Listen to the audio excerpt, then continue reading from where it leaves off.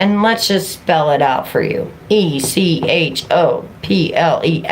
They put me in a fucking magazine.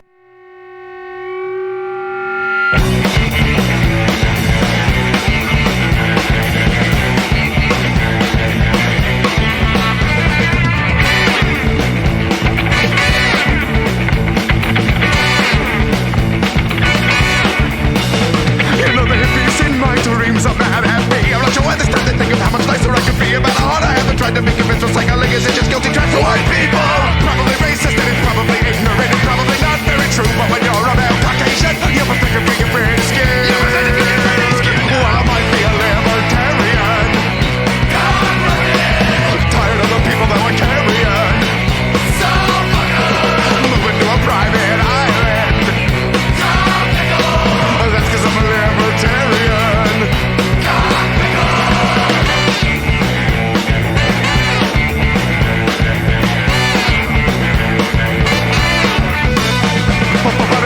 Someday I'll start composting as a little of the shit goes to the landfill. It was already super shitty, but now it's uninhabitable. I meant they bars are local pretty, they don't live or a family or crappy town is from the 50s. Also that shit back into energy will build the world of tomorrow.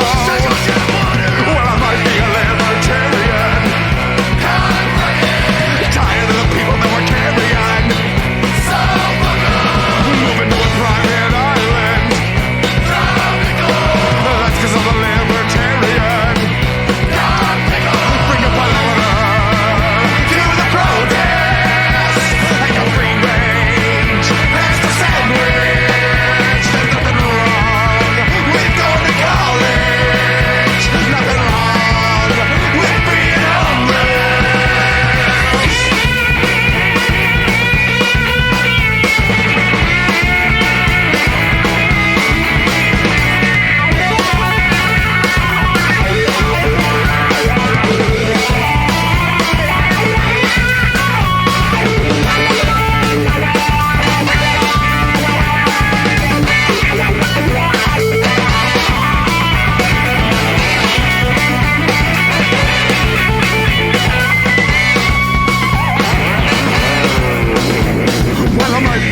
Libertarian.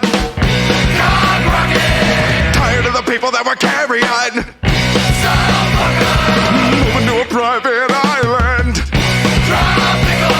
That's cause I'm a libertarian.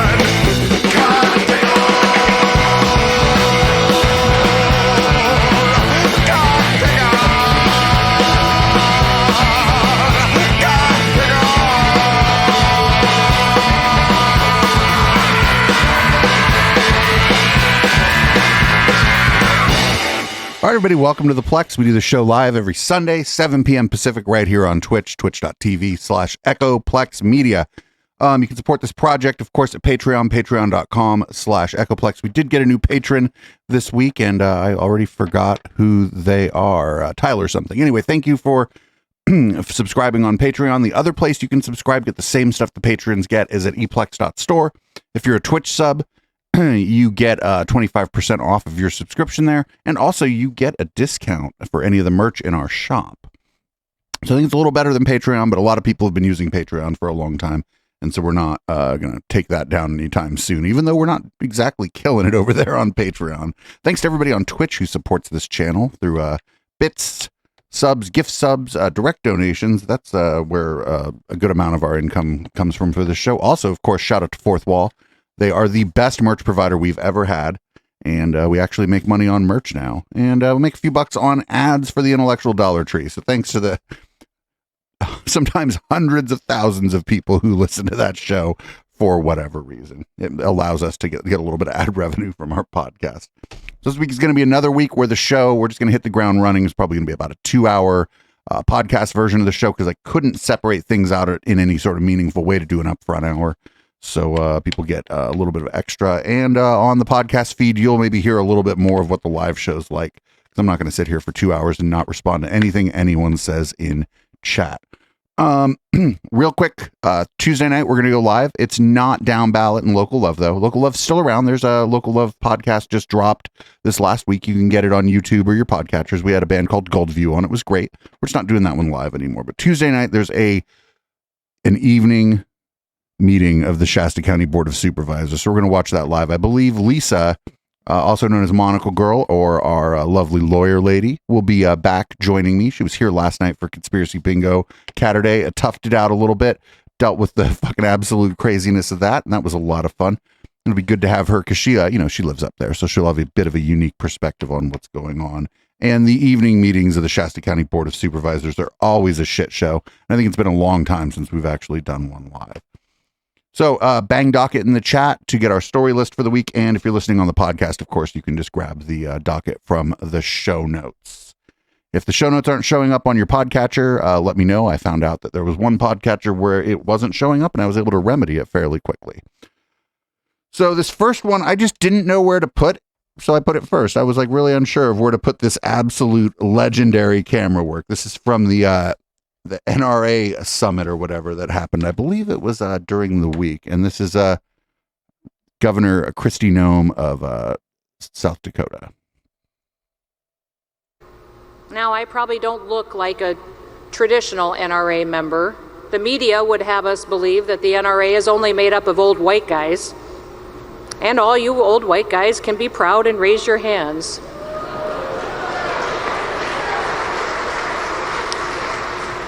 But there's a lot of other people, a lot of diversity within the NRA. Well, let me tell you something. I may be a mom and a grandma, but I am the NRA. Fucking hero ass cameraman or camera operator. Hero ass camera operator. Look at that. If you're on the pod and you didn't see the video, the camera just panned to the crowd and it was just rock solid, like waiting for the early bird special at Sizzler crowd. It was fucking amazing. Hero work by the camera person over there at C-SPAN.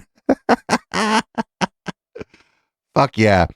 So I put that first because I didn't know where else to put it. This clip's a little bit longer, and I wasn't sure if it was going to work out for the tech show that we do. Speaking of which, check out How the Tech Are You. And it wasn't maybe right for the intellectual Dollar Tree, so I just stuck it kind of at the beginning here on the Plex. This is Nilay Patel, founder and editor-in-chief at The Verge, generally a pretty good place to get information, and The Vergecast is great. This is from his interview show, Decoder, and he's talking to the Substack CEO about content moderation. And this is just, it's quite bad. It's about 10 minutes. We usually don't run clips this long during the podcast part of the Plex, but I thought this was important enough to make sure that this got out on one of our podcast feeds. Shout out to Nilay and everybody over there at The Verge. Y'all do really good work reporting on tech.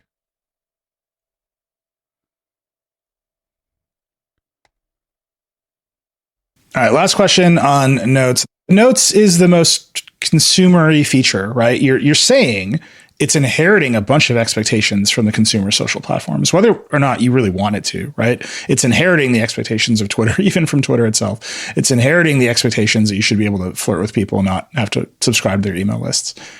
In that spectrum of content moderation, it's the top. It's the tip of the spear. The expectations are you will moderate that thing just like any big social platform will moderate.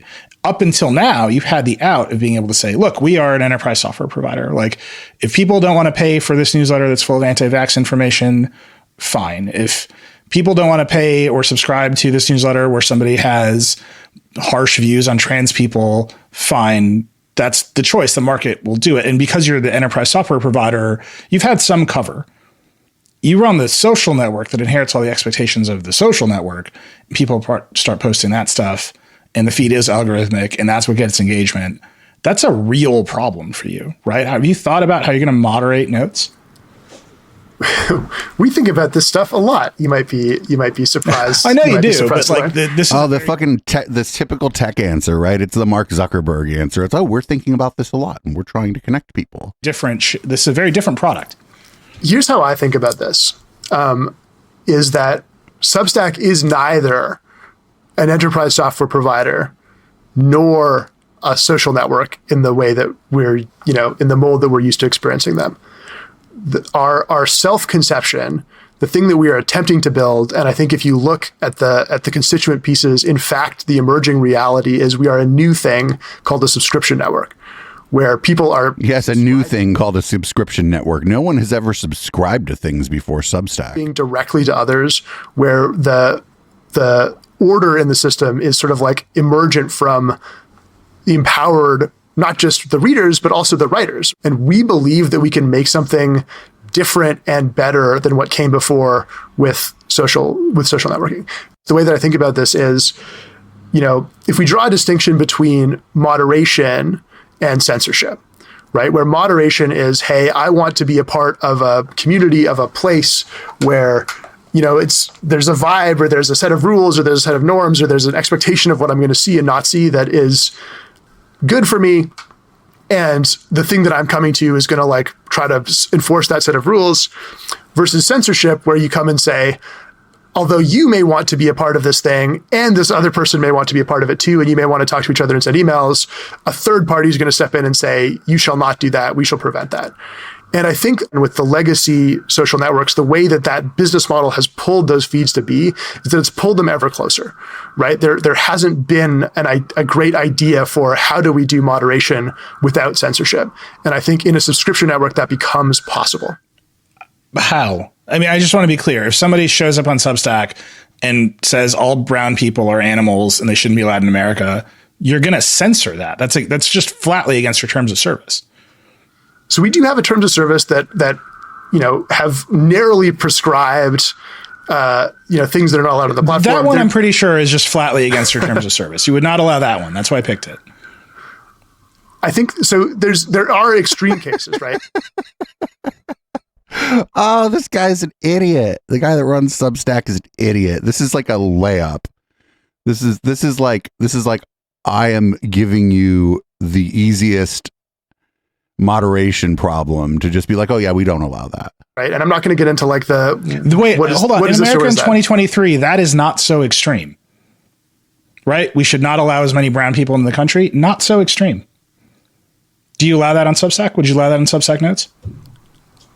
I think the way that we think about this is we want to put the writers and the readers in charge. No, I really want you to answer that question. Is that allowed on Substack Notes? We should not allow brown people in the country?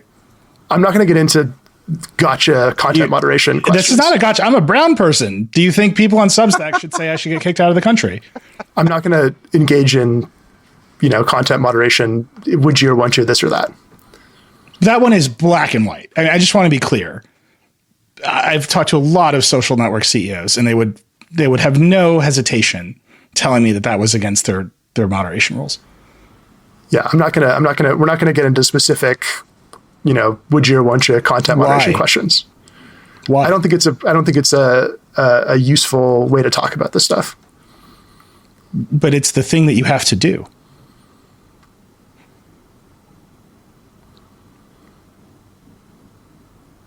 Right? I mean, you have to make these decisions. This is silence.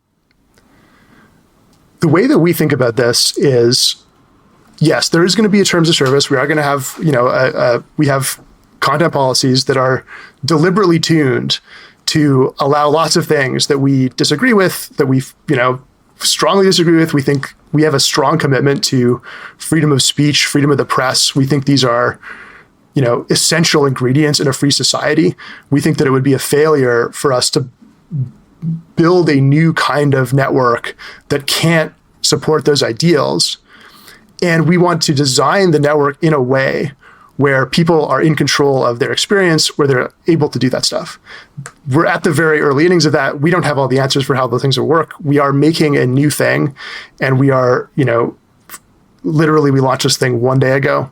We're going to have to figure a lot of this stuff out. I don't think it's... You have to figure that. You have to figure out, should we allow overt racism on Substack Notes? You have to figure that out.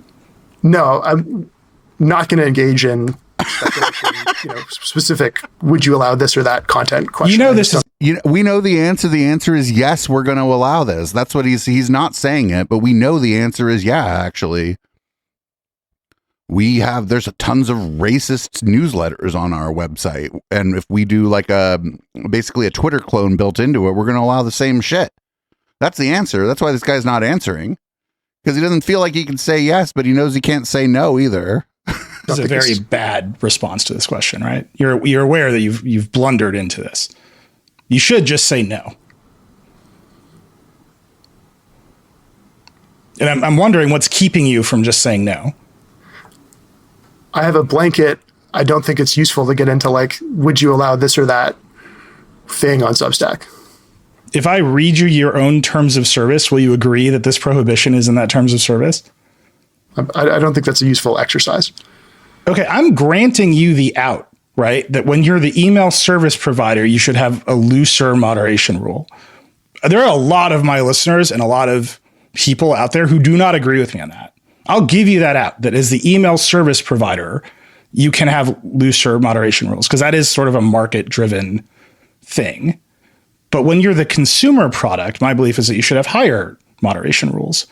And so I'm just wondering, applying the blanket, I understand why that's your answer in the past. I'm wondering why it's just like there's a piece here that I'm missing of now it's the consumer product. Do you not think that it should have a different set of moderation standards? You are free to have that belief. And I do think it's possible that there will be different moderation standards. I do think it's an interesting thing. I think the place that we maybe differ is you're coming at this from a point where you think that if something is, because something is bad, somebody in chat said that this isn't a good use of time answer is infuriating because actually, if you're being interviewed, the interviewer thinks it's a good use of time to ask the question to possibly get the answer, or they wouldn't ask the fucking question. Grant that this thing is a terrible, bad thing. Yeah, I think you should grant that this idea is bad. That therefore, censorship of it is the most effective tool to prevent that. And I think we've run, in my estimation, over the past, 5 years, however long it's been, a grand experiment in the idea that pervasive censorship successfully combats ideas that the owners of platforms don't like. And my read is that that hasn't actually worked. That hasn't been a success. It hasn't caused those ideas not to exist. It hasn't built trust. It hasn't ended polarization. It hasn't done any of those things. And I don't think that taking the approach that the legacy platforms has taken and expecting it to have different outcomes is just obviously the right answer, the way that you seem to be presenting it to be.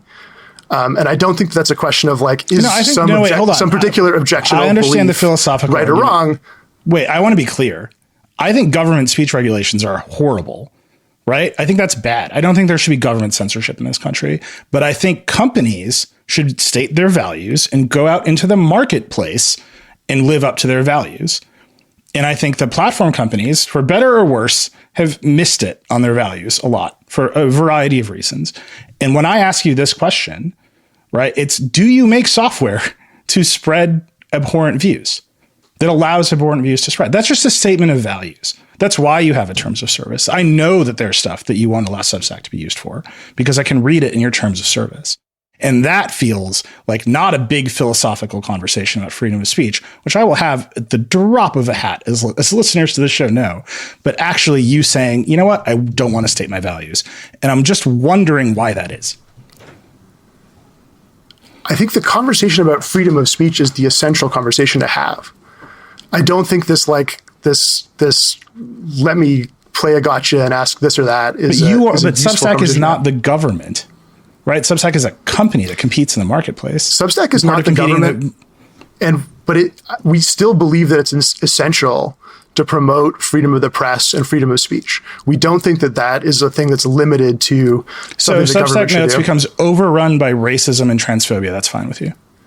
We're going to have to work very hard to make Substack Notes be a great place to have, the readers and the writers be in charge, where you can have, the kinds of conversations that you find valuable. That's the exciting challenge that we have ahead of us. What do you want it to be? I want it to be not any one thing. This is something that I see of Substack as a whole. If you look at the leaderboards on Substack, if you look at what's successful on Substack, it looks to me like sort of an index fund of culture. It's not the place for anyone. Everybody has ideas that Substack is it's for famous journalists who struck out on their own, or it's for this or that. They have some pocket of people that they know of. But I think if Substack can live up to the grand ambition that we have for it, it will not feel like one monolithic place that has one set of rules, that has one, one vibe or one overarching thing. But it'll feel like a place where, every Substack is its own island, as it is today, where you can have your own rules for your community, where you can have you can set quite strict rules. You're operating within the very loose sort of like overall platform-wide rules, and where writers and readers exercise their freedom to make those spaces feel very different and to have different experiences. How does that express itself in Substack notes, right? If I post a note and I don't want people to participate in a certain way, do I have the moderation tools to prevent that from happening? Yes. Today, they're pretty basic. You can mute people, you can block people. We're very shortly going to be adding the ability to like limit replies to paying subscribers of your Substack. And I think there's a lot more that we can do beyond those basic tools as we build this thing out in partnership with the people that are using it, to give you more and more power to shape your experience and the experience around the things you make. If someone wants to set a set of moderation standards on Substack notes for their community that runs right into your terms of service, how do you make that determination? I mean, we review it compared to the terms of service. Who does that review? We have a team, and ultimately we, the founders, do it if it is a big question. Okay. I mean, this runs into what I would say the standard decoder questions. Substack, the last time I talked to you, was 20 people. I think it's around 90 now. You had some layoffs, but it's around that size, right? 80. 80. How many of those people are trust and safety folks? A handful. Okay. And there's a bunch of stuff that any standard size platform has to really contend with, right? Copyright infringement. I'm assuming I can't just post the full Moana movie to Substack notes, right? Of course. How are you handling that stuff? We're following the DMCA process. Okay, and is that automated, or do you have like a set of people do it's some, like at some scale, like YouTube has an army of people that manage the DMCA? Yeah, it's a combination. And do you think that's going to scale as quickly as it has to have hit scale for every other platform? Like, this is an escalating set of moderation costs, right? Is like DMCA compliance all on its own is an ever escalating set of compliance costs for every social network. Yeah, I think as we scale, there's going to continue to be, all of these things. We're gonna have to solve these problems. We're not going to have them, I think, in the exact same way that others experience them. A big one is spam. Like, a lot of people want to come and spam. Like, that's a real thing. That's a thing that we have to deal with. We have the option to look at what's come before and structure the network in ways that make that structurally harder. But even given that, it's not like there's no silver bullet solution. We're going to have mitigation efforts that happen. Yo, that guy wouldn't answer the question. I know that was a little longer than the clips we usually play on the Sunday show or whatever, but like that guy was just like, he was trying so hard to do a Mark Zuckerberg. But the thing is, the difference is that guy wasn't willing to do what Zuckerberg's willing to do. Zuckerberg's willing to just fucking lie to you. That guy could have just lied. He could have just said, no, we're not going to allow that. That's not allowed on Substack right now. We know that that's not true, that it is allowed on Substack. But what I think's going on here is this guy's trying to up the ante on what's happening on Twitter. I think that's his goal. And he's not going to state that as his goal because they're still like trying to get investors, right? They're not public. They don't have stock. They're right now trying to get more people to invest in Substack. And if this guy just comes out and goes, actually, you see what's kind of happening over on Twitter, where it's like all the racists and the anti-trans people and stuff are getting like their signal boosted by the algorithm, and a bunch of people that were banned were let back on so long as they had never criticized Elon Musk personally, which is why, by the way, Alex Jones isn't on there, because Alex Jones has gone after Elon Musk quite a few times, and Elon Musk has a bit of a thin skin. So he's not going to say that. So he could have just lied and said, no, this isn't allowed, but he doesn't even have the fucking stones to lie. The dude's an idiot. The dude is fucking stupid, and he's an asshole. And so, of course, he runs Substack. Substack was the place where all of the fucking anti-vaxxers went. That's what made Substack huge, was during the pandemic, all the anti-vaxxers and COVID contrarians and whatever were over on Substack. So if he does like a Twitter clone, that's what the Twitter clone's going to be. It's going to be fucking transphobia and all that shit too. It's going to be transphobia, homophobia. That's going to be what fucking rises to the top of this, what they're calling Substack Notes, which is just a Twitter clone. And as well, he should be. Elon Musk is terrified of this, right?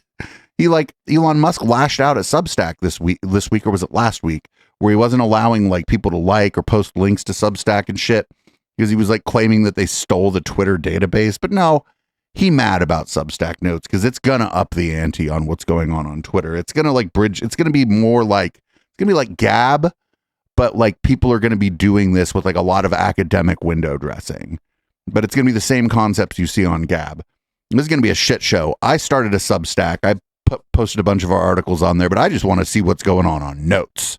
Like that's what I'm going to be doing tomorrow and possibly part of Tuesday, is just poking my head around and seeing what's going on Substack Notes, because I guarantee you it's a shit show. It's absolute fucking shit show, and that's what this guy wants, I think, but he can't come out and say it. And I don't think it's going to be that popular. I think people are going to prefer Twitter over it just because they're already on Twitter, because it's not going to offer you anything Twitter's not offering. It's just going to like be an amplification of everything that's bad with Twitter, but it's all going to be fucking Substack weirdos. Like it's going to be like Matt Taibbi and fucking Barry Weiss and fucking all the fucking IDW hangers on and fucking like, I don't know. There's just going to be just the worst fucking people, and they're going to be the most popular, and it's going to be a shit show, and I'm fucking here for it. I am fucking here for it. That's why I sleep in every day. A little bit of self-care. Now, unfortunately, we have to move on to the what I'm calling the TYT Why I Left the Left arc. And I chose the piece of content that I've chosen here for a specific reason. Like all the kind of original stuff that launched this is like well known. Everybody saw the clips of Anna like getting real mad, basically, that people had corrected her and said, hey, you're sort of, even though we don't think that you share the beliefs of these reactionaries, you're sort of spreading their message, and they're all latching on to what you're saying. So Cenk went on Dan Abrams Live to speak about the hubbub around this, and he's basically saying that people clapping back at Anna essentially is helping the far right. And this is a little bit longer than we usually run, but it's 5 minutes, and I haven't seen it. So let's see what's up here. When thinking about fire-breathing liberals, not moderates, but unadulterated and highly outspoken lefties, one of the first names you have to think of is Cenk Uygur, the founder of the Young Turks, which was one of the first liberal digital media giants, and now has more than 5 million subscribers on YouTube, more than 6 billion views. It bills itself as the largest online news show in the world. So when Cenk speaks against the far left, I listen. And that's what happened recently, when a well-known progressive stalwart, Anna Kasparian, a co-host of the Young Turks, tweeted, quote, "I'm a woman.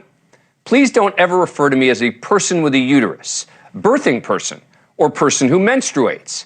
How do people not realize how degrading this is? You can support the transgender community without doing this." You get it. Now, to most people who don't live in a Twitter bubble, this would seem so obvious that it's not even worth saying.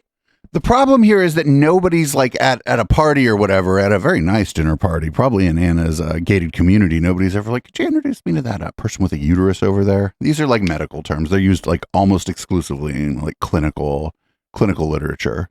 But those who do live in the Twitter bubble descended, calling her a Karen, a transphobe, a TERF, by the way, is a new term I learned, which is apparently slang for trans exclusionary radical feminists. Wait, you do a news show and you just learned the term TERF? Intended as a slur used by some woke activists. It is not a slur.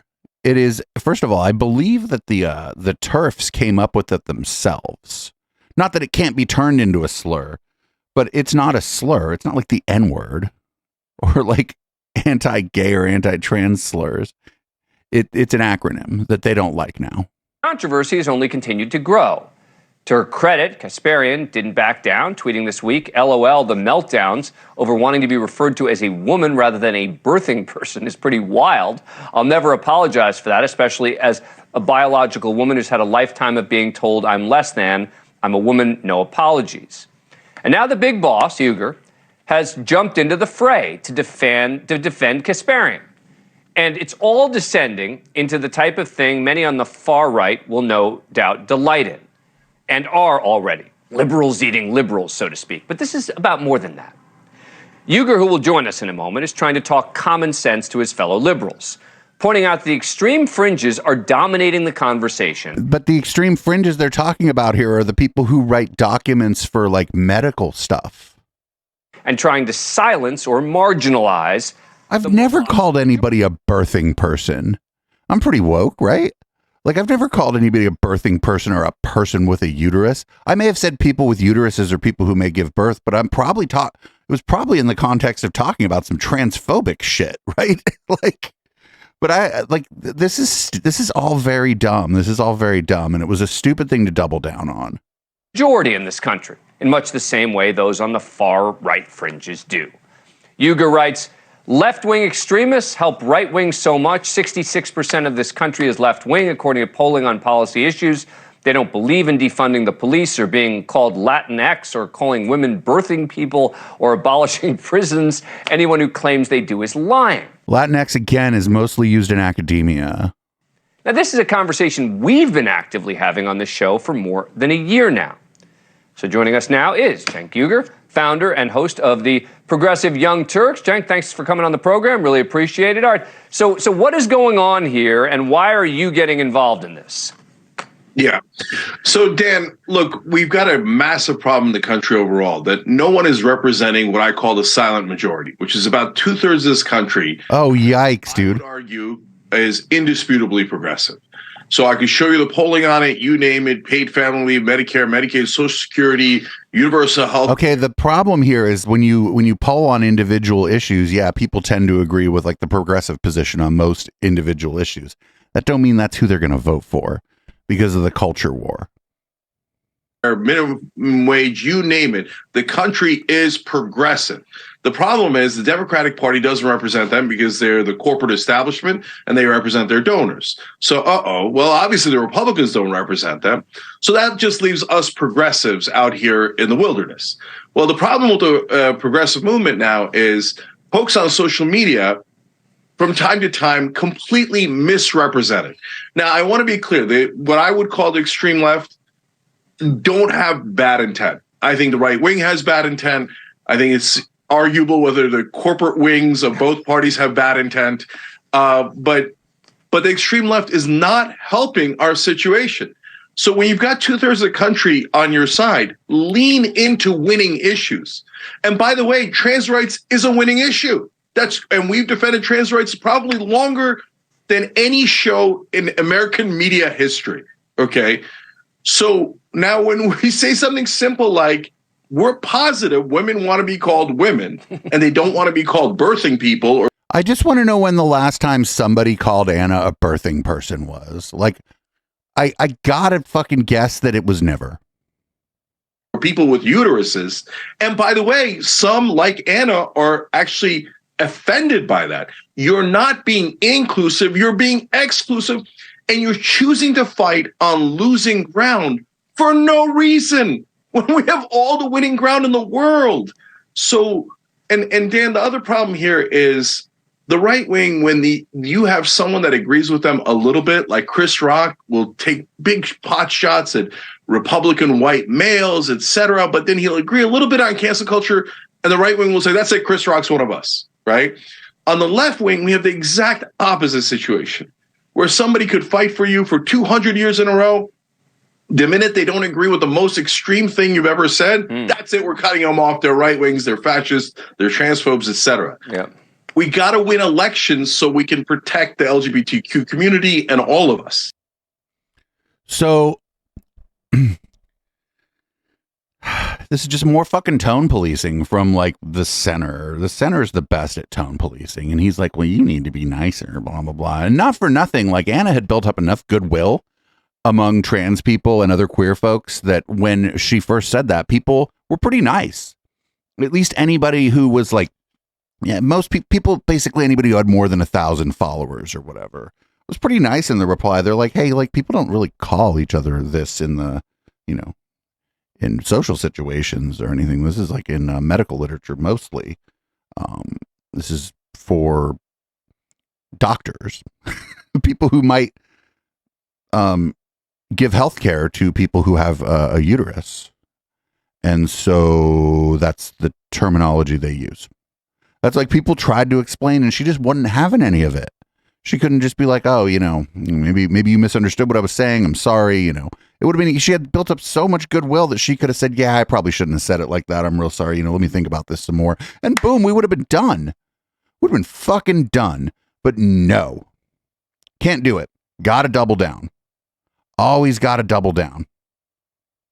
And my guess, and it's just a guess, I don't have any secret knowledge or special knowledge of what's going on over there at the Young Turks. My guess is that maybe revenue's starting to either, maybe it's not growing like they'd like it to, or maybe it's even starting to go down a little bit as there more competition enters the marketplace of ideas. I don't have a lot of viewers, but I'm essentially the Young Turks competition. The Majority Report is their competition. David Pakman is their competition, you know?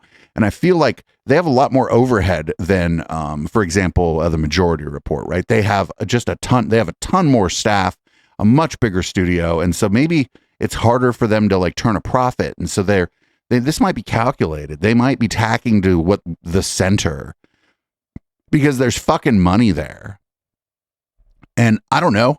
I hope not, because a lot of people in chat were saying they're like part of the pipeline that brings people into progressive streams. I'd be willing to bet a lot of people who listen to this podcast or who watch my stream maybe found the Young Turks first. And, you know, we had somebody in chat that said we had forgiven them for Jimmy Dore, Dave Rubin, and Michael Tracy, or Tracky Tracy, because we figured they just made mistakes or whatever, or couldn't see the future or whatever. But this one's different. And I don't know for sure, but it just seems like it's not out of the realm of possibility that they see some money in doing this. We'll see how it plays out, though. This could just go away in a couple weeks, because you know how the news cycle is on Twitter and the basically the online space. This could just all be gone in a week or two. Who fucking knows? I just feel like there's nothing wrong with being like, hey, you know, I probably should have said that a different way, or, you know, people have reached out to me and I realized that like I shouldn't be doing this, and that, you know, I'm listening to people now. There's nothing wrong with any of that. But when your intent, I don't know somebody's intent, when your intent isn't understanding, then maybe you're not going to understand. And I just want to know, like, was she at a party? Did somebody call her a birthing person at a party? Because I just doubt it.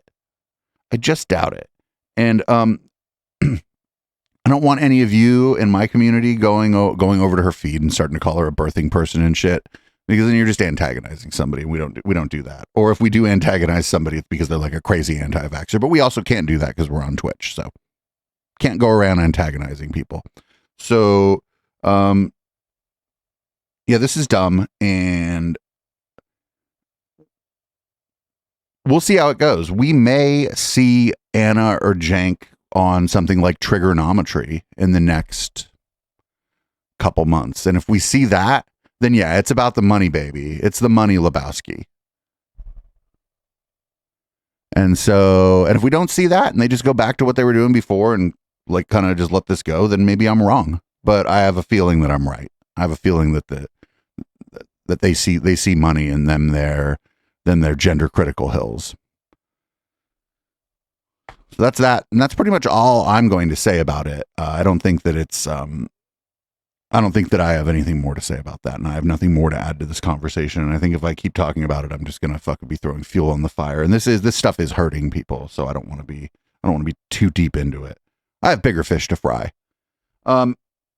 Speaking of fish, you know, you could soak your fish in Bud Light and it might taste real good. This is Benny Johnson. He mad about the Bud Light. And so we must punish those people. We have to penalize them.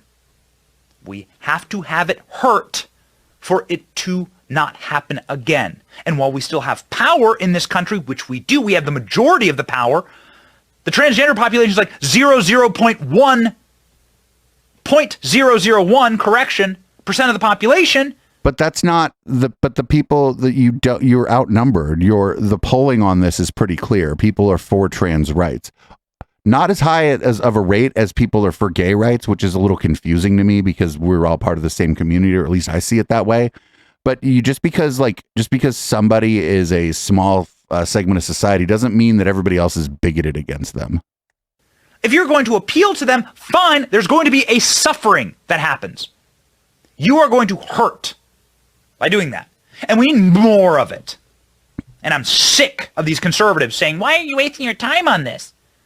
I'm wasting my time on this because these people are demanding something that I will not give them. The agency to raise my children, the agency to believe in my God and to believe in my faith. But nobody's stopping you from believing in your God and your faith. And the capacity to say with a clear voice that biological reality is true, fact is fact. Do most biologists agree with you? Oh, they don't. 2 + 2 = 4. You will not take it away from me as long as I am standing here and breathing, and you will not take it away from my children. And if you dare to try and inject that further into the brands that I love, then consider those brands dead. All right. So don't buy anything. On the bandwagon. Do not ever buy a Bud Light product again, a Budweiser product again. Anheuser-Busch makes a lot of shit. You'd be hard-pressed, like if you're at a bar, to try to not have a product from Anheuser-Busch. Be done. Extract pain. And wait for that company to apologize. Watch them grovel. They must fire everyone, get down on their knees, apologize, disavow. Man, are you going to cry? Disavow. I mean, it's okay if men cry, but about this? Are you going to cry about this? Then we can have a conversation. Then we can get started. That's it. That's what you will do. You will kneel before us and you will apologize. Until then, no Christian, no person of faith, no red-blooded American. If you have red blood in your veins, then you do not buy a Bud Light product. The end. The end. I'm the elite. I'm a blue blood. I don't like Bud Light, but Anheuser-Busch does make products that I drink. I'm almost certain. And not for nothing, where you gonna go? Whose fucking alcohol are you gonna drink? Every fucking alcohol company ever has fucking sponsored pride events. You're going to go to the craft brews? Oh, you're not going to like that. That craft brew industry. I don't know about the rest of the country, but here on the West Coast, that is a pretty fucking queer industry. So where are you going? Who are you going to? You going to go to that weirdo we showed last week where they were trying to sell a 6-pack on the internet for $20 plus shipping? Is that the beer you're going to drink? Like, what alcohol are you going to drink? So my guess as to why the alcohol companies were kind of out ahead of a lot of other businesses on being, like, at least in their marketing, supportive of gay rights is that as a demographic, gay men continue to go out into their 30s. We continue to go to the bars. We continue to go to the clubs. Like, we just at a much higher rate than our straight counterparts. Gay women, not so much, but still more than their straight counterparts, like well into our 30s and 40s. And the reason is, for a long time, that was the only place we could go. The only gay spaces were gay bars, and some of them were speakeasies, right, where it wasn't really necessarily known that it was a gay bar, but you knew as a gay person that you could go there and maybe hook up. And so the alcohol companies were like, well, this seems like a good thing for us to market our product to, because there are people out there and they're drinking. And I don't know what else to tell you, baby. These alcohol companies make a lot of money on the bars and clubs. And even in Deadsville, Man Jose, the gay club, the nice one with the big sound system and where all the fucking twinks go, Splash, cracking. The crackinest bar in San Jose, the crackinest club in San Jose by a long way is Splash. And the same is true in San Francisco. The gay clubs are cracking. Boys Town in Chicago, fucking cracking. The Village in New York, fucking cracking. WeHo, fucking cracking. So the alcohol companies aren't going to take your side because they want money. And we, the gays, go out and spend money at the bars. So you're going to lose this fight. Not for nothing, a bigger sponsor of Pride events than Anheuser-Busch or Bud Light or Budweiser has been Coors. Coors has been just all over it for a long time. So can't drink Coors either, I guess. Fucking Jack Daniels is all up in that business. Fucking Sky Vodka's all up in that business. Fucking Kettle One all up in that business. What alcohol are you going to drink where they're like, oh, we don't market at gay bars? There's no alcohol that you're going to find that is produced in any kind of, that is produced at any kind of scale where they're like, no, we don't want the money from the gay bars, because that would be stupid. It would be so fucking stupid. Anyway, here's Marco Rubio talking about this. He's like, oh, the other countries, they're mocking us, and he's right, but I think he's right for the wrong reason. Yeah, the other countries are mocking us probably because we drink Bud Light in the first place, but also because this is funny. This is stupid. Other countries are definitely mocking the United States over this. And our culture, what we focused on as a culture? We're focused on the fact that now some man pretending to be a woman gets paid millions of dollars to sell Nike sports bras and Bud Light. So the world looks at that and said, this place is a laughingstock, and they react to it. And I could go on for an hour about all the things that we are being embarrassed on the world stage. Our adversaries are taking advantage of it, and our friends are saying, hey, we may have to go on our own here because these guys look like they're about to commit societal suicide. No, they're making fun of us because we're behaving like this. They're not like, oh, America's too woke. They're like, they're doing what now? What, they're not drinking Bud Light because what? I'm like, all right, whatever. So our next clip is of Caddy Montgomery. She went on something that appears to just be called, it's called Talkway. And she's on there to talk about the Bud Light boycott and all that. And they fucking pitched her voice down. I'm not fucking kidding. Check this out. Yeah, but I mean, sometimes brands do bad adverts, and I would just watch, a truck advert with Steak Khan and be like, oh, okay, I'm not buying their trucks. I don't know. But I wouldn't be sending death threats to the factory trying to wipe money off the valuation or sending Dylan Mulvaney death threats. Or, I don't see why anyone cares. Well, they got it wrong, didn't they? They got it wrong, and it's a product, and they got it wrong, and the well, trans people do drink beer. Yeah, obviously, but I mean, as an advert, I think they wanted to make a statement, and the truth was, it didn't really work so great for them, did it? Katie, is there an argument that says that we're all just getting a bit too het up about this? Because look, I might be sheltered. I might be wrapped in cotton wool. I don't think I'm. I don't go around every day and get faced with trans issues. I don't bump into lots of trans people. I had one friend who transitioned, but I mean, I just wonder whether we just think of this as a big issue of our age, and it really isn't. Yes, I mean, it's totally over the top. Like, the reaction is just ridiculous. Some people, this is like their whole lives. I mean, some of the people leading the charge for the boycott in the USA, like conservative commentator Matt Walsh and stuff, have dedicated, like, this is all they do now. They just talk about trans people, get angry, campaign to take away our rights. Yo, yeah, that's, I've been telling people that on Twitter too. I'm like, all you do all day is rage about fucking trans people on Twitter. I'm like, what the fuck is wrong with you? But what's really important there is they fucking pitch shifted her voice. It's fucking disgusting. It is fucking incredibly transphobic. Like, it's, and they didn't even like they didn't even do a good job of it. I can hear it.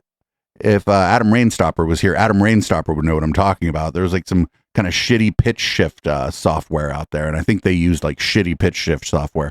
Not to say that if they used high quality software, what they're doing would be better, but it was like so obvious what they were doing. It's gross. It's gross. These people are gross. What they did to her is gross. And I've been following Katie Montgomery on Twitter since before all this bullshit. There was always transphobia. Excuse me. But before it became like in vogue for like right-wing influencers to just rage all day about transphobia. And she seems like a fucking nice lady. Like, she's not hurting anybody.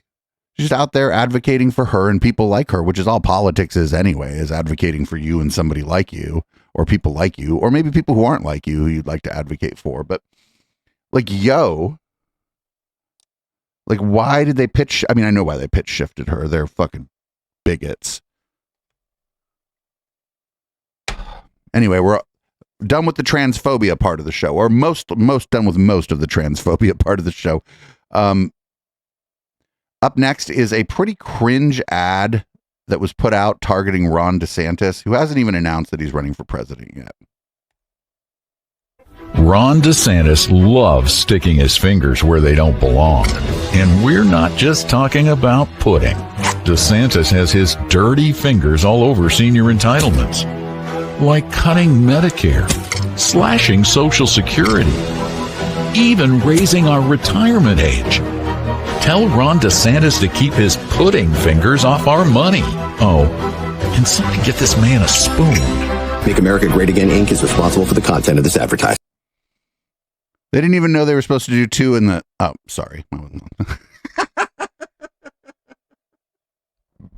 They didn't even know, like, they like kind of poorly were implying a bad joke there, right?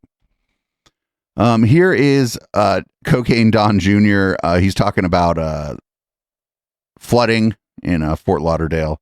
And I do hope that his car is underwater at the Fort Lauderdale airport. Also need to talk about DeSantis being absent during natural disasters. I came into Miami last night because I couldn't get into Fort Lauderdale because there's historic flooding in the streets. My car is literally still at Fort Lauderdale Airport because I couldn't get in. I couldn't get there to be able to get my vehicle out because I'm hoping it's not underwater, but I wouldn't know because one of the major airports of America is shut down. Fuck your car. And where's Ron DeSantis? Ron DeSantis is in Ohio instead of Fort Lauderdale amid the drastic flooding. Okay? He had two events there today. Guess where he's going to be tomorrow? He is going to be at Liberty University. Now, if you're in Ohio, okay, and you do one event and there's flooding, I get it, but it happened yesterday and he's still in Ohio. Guess what? Leaders lead. If you have flooding in your state, I understand your ambition and the people who want to make a lot of money who are pushing you to run for president, but leaders lead. You get your ass on a plane and you come back and you deal with the issues, but no. He's just mad that he can't get his car, though. He didn't give a fuck about the people whose fucking place got flooded, their house got flooded. He's like, my Mercedes is flooded. He's fucking what a poor job of even trying to do propaganda there. He didn't mention the fucking regular ass people who are suffering with the flood. All right, we're gonna have to skip ahead a little bit here. We're definitely not gonna get to all this even in 2 hours. There was a lot of shit this week, but we have to definitely check in on a sore loser, Carrie Lake, doing her sore loser shit. Here she is on a show that apparently calls itself Real America, and it's with Dan Ball, and she's laser focused on seeing her court case through to the end. Let's continue our conversation now with Carrie Lake and looking towards the future. I want to point something out first and get Carrie's take on it. And that is the fact that another federal lawmaker seat in Arizona is up for grabs in 2024. This as the newly independent Arizona Senator Kristen Sinema faces a re-election bid after leaving the Democrat Party just a few months ago. I'm sure you heard about that, right? So with that in mind, I got to point this out because Carrie's been very busy as of late, making a lot of visible political visits. And oh, please let Carrie Lake run for that seat. And they could put like just the shittiest Democrat up against Carrie Lake, and the shittiest Democrat would win. States. We told you about Iowa, Texas, Florida, D.C. So is she considering a run for the United States Senate, depending on how the case for governor works out in the courts, or bigger picture, people are tossing her name out as a potential vice president on the Donald Trump ticket in 2024. So let's welcome Carrie back and go right for that easy softball question. Wow. You thought it was going to be easy. I thought it was. Okay. We're friends. Well, then I'll just be really honest Which with one do you want to tackle, the Senate or the VP one first? Let's hit them both head on. Okay. Obviously, my case is the most important thing. Of course. But you're asking if things don't go well, if Right. the judicial system is much more corrupt than we think it is. What happens? Yeah. I am seriously considering a run for Senate. Yes, absolutely. Do it. You'll kill in the primary, and then you'll get just absolutely destroyed in the general after this fucking stunt you pulled. They sold an election. We're so dangerous to them. I'm so dangerous to the status quo and this rotten swamp that they're willing to steal the election to stop me and our movement. I'm not letting them get away with that. We're not going away. And so I am seriously considering a run for Senate. All the polling shows that I would win, not just the primary. The polling is showing I would beat both Kirsten Sinema and this socialist guy that's running. Oh, the other Democrat that's jumping in, right? Gallego, Yeah, I heard that. Yep. And so, but the Democratic primary hasn't even happened. You don't even know who the Democratic nominee is going to be. Also, if you if it's a three-way race, everything changes. You're worried though, Kerry, because we know the voter rolls are corrupt. We know that these mail-in ballots can be corrupted. All these issues with Maricopa County specifically, and obviously if you run for that Senate seat, just like gubernatorial, that's the entire state, not like a congressional district of only 700,000 folks. You're running for the whole state. How do we guarantee, do we have new stuff in place? Will you have new poll watchers to make sure it's not screwed? This is why I'm fighting it right now. I want to get our elections straightened out, and I want them to be honest. And that's why I'm fighting it so hard right now. We'll take it to the Supreme Court if we have to, but we're not going to stop. We're going to hit every single legal avenue we can take. We'll take it. We know they're hitting us with lawfare. You know, they just in Maricopa County did an investigation and they said, oh, we didn't find anything. Everything was, of course, they hire their own investigators and they say everything's fine. Anybody who tells you that that election was on the up and up is a bald-faced liar. Yeah, well, I won't let you look at the ballots. So I'm doing whatever I can, and I'm one of the few people in this fighting hard. I don't see these other candidates giving a damn about it. And well, they weren't running for your seat. It's fair, and frankly, I want them fair for the Democrats, Republicans, and independents. Well, of course we do, because you want to win fairly too. And guess what? Because we don't cheat. The polling shows it's more than 70% of Republicans, like 79%, are concerned about the elections. Of course they are. 51% of independents, and 31% of Democrats. But those three groups probably have different concerns about the elections. When you ask like an open-ended question like that, you're going to get people saying yes, but you don't know why, what the reason is they're saying yes. Care about, they think our elections are messed up. So this is truly a bipartisan issue, and I'm going to fight it. You're not getting out of the second question. I'm considering running for Senate because we cannot send Kirsten Sinema, who votes with Joe Biden 93% of the time, who cares more about the guys running hedge funds than the people living in Arizona, who is a chameleon. She comes back to town, a few months every year and tries to act like she's independent. And she goes off to D.C., votes against the people, votes for Ukraine, against Arizona, doesn't give a damn about the border. And now she comes back and is acting like she does. Yeah. The people of Arizona are onto it, and they're not going to buy what she's selling. And I think they're not going to buy what this Gallego guy is selling, which is a whole bunch of craziness, this leftist agenda. And we need some common sense in there. And the polls show that I could easily defeat them. And then the other part of that two-part question was, if President Trump would tap you for vice president, is that a consideration? Have there been chats about that? Or is that just internet hooey and gossip? I have not talked to the president about that. Okay. I mean, at one time he said, I love the way you answered the VP question, which was early on in the campaign when I was running for governor and somebody asked if I was going to leave and be VP. And I said, well, I'm flattered that, a few months ago, you guys didn't even think I should be running for governor. Now you're asking if I'm going to leave and be VP.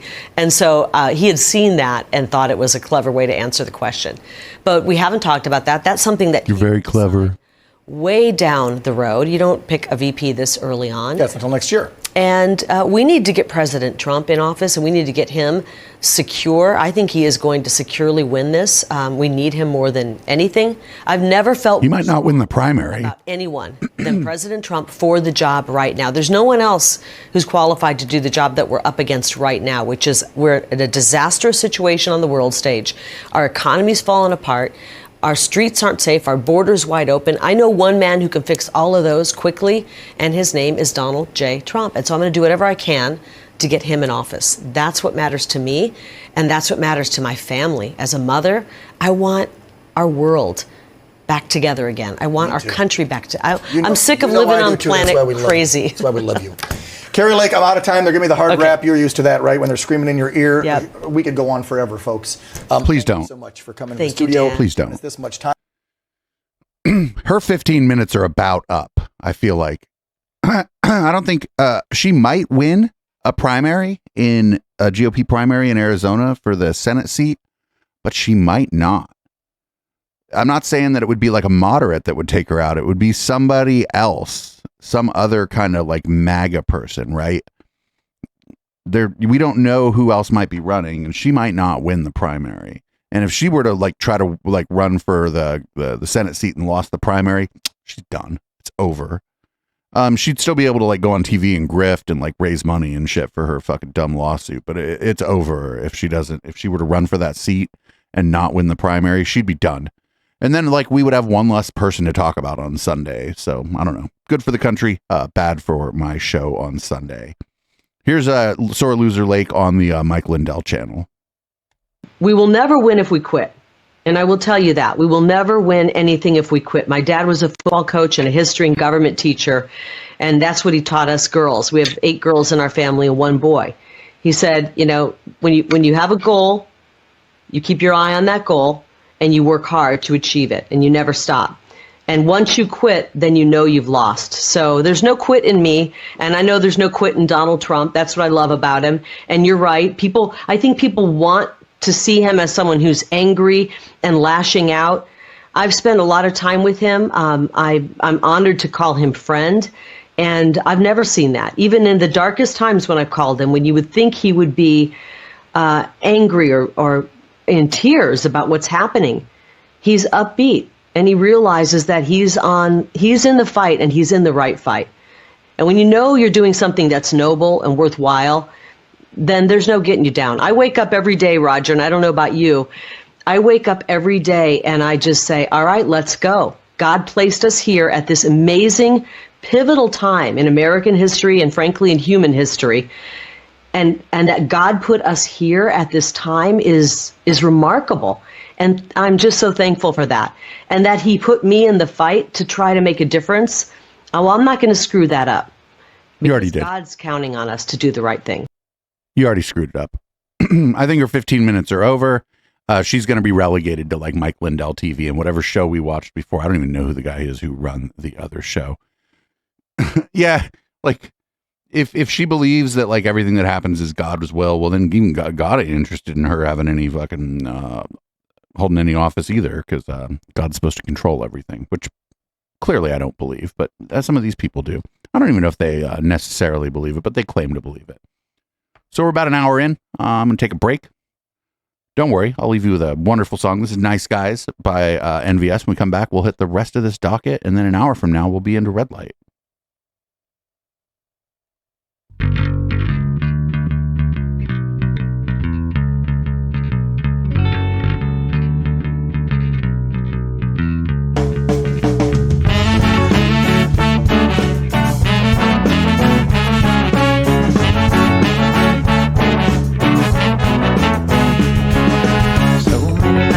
In this world, I'm accessible of kindness and ethical blindness. So please excuse my sarcastic tone. I'm a bit underwhelmed by the sample shown.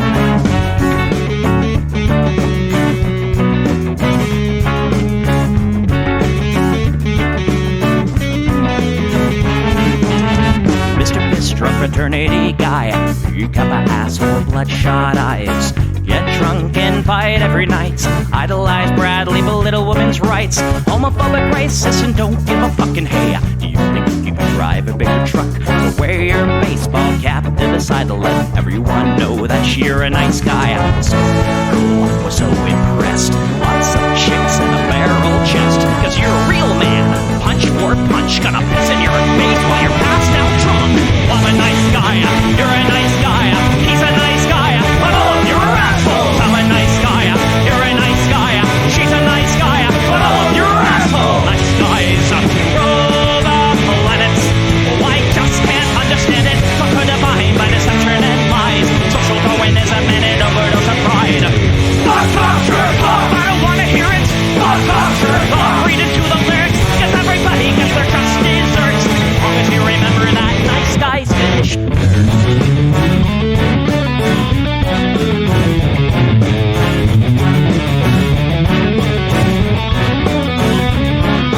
Mr. Whitebeard, you're next on the list. Such a nice guy who speaks through his fists. Prick with the pension for messing with heads. A broken nose for dinner and breakfast in bed. Alcoholic, paranoid, and suicidal too. But you'll probably kill her before she gets away from you. She's in a pool of blood and cry. All your friends say that you're a nice guy. Have a drink, this one's on me. Look, you're doing fine, losing to your disease. Comatose, I'll pack your bags. Bury you like cash, ready to go. I'm a nice guy, you're a nice guy. We're all nice guys, but all of you are assholes. He's a nice guy, she's a nice guy. Hey, Tom Bo's a nice guy. All of you are assholes. Nice guys rule the planets. The public dominant. Put a body by deception and lies. Social Darwinism and an overdose of pride. I don't wanna hear it. Read into the lyrics. So let the fucking pill quench your thirst. As long as you remember that nice guy is finished first.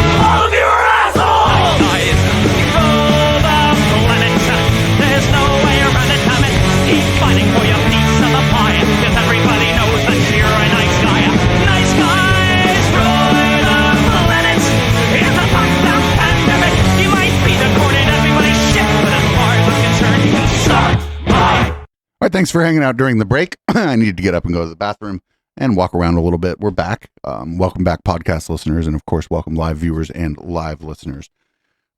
Franklin, Tennessee is a suburb of Nashville, and they are thinking about having a Pride Festival. And well, we're gonna do some public comment about that because it's it's exactly what you might expect.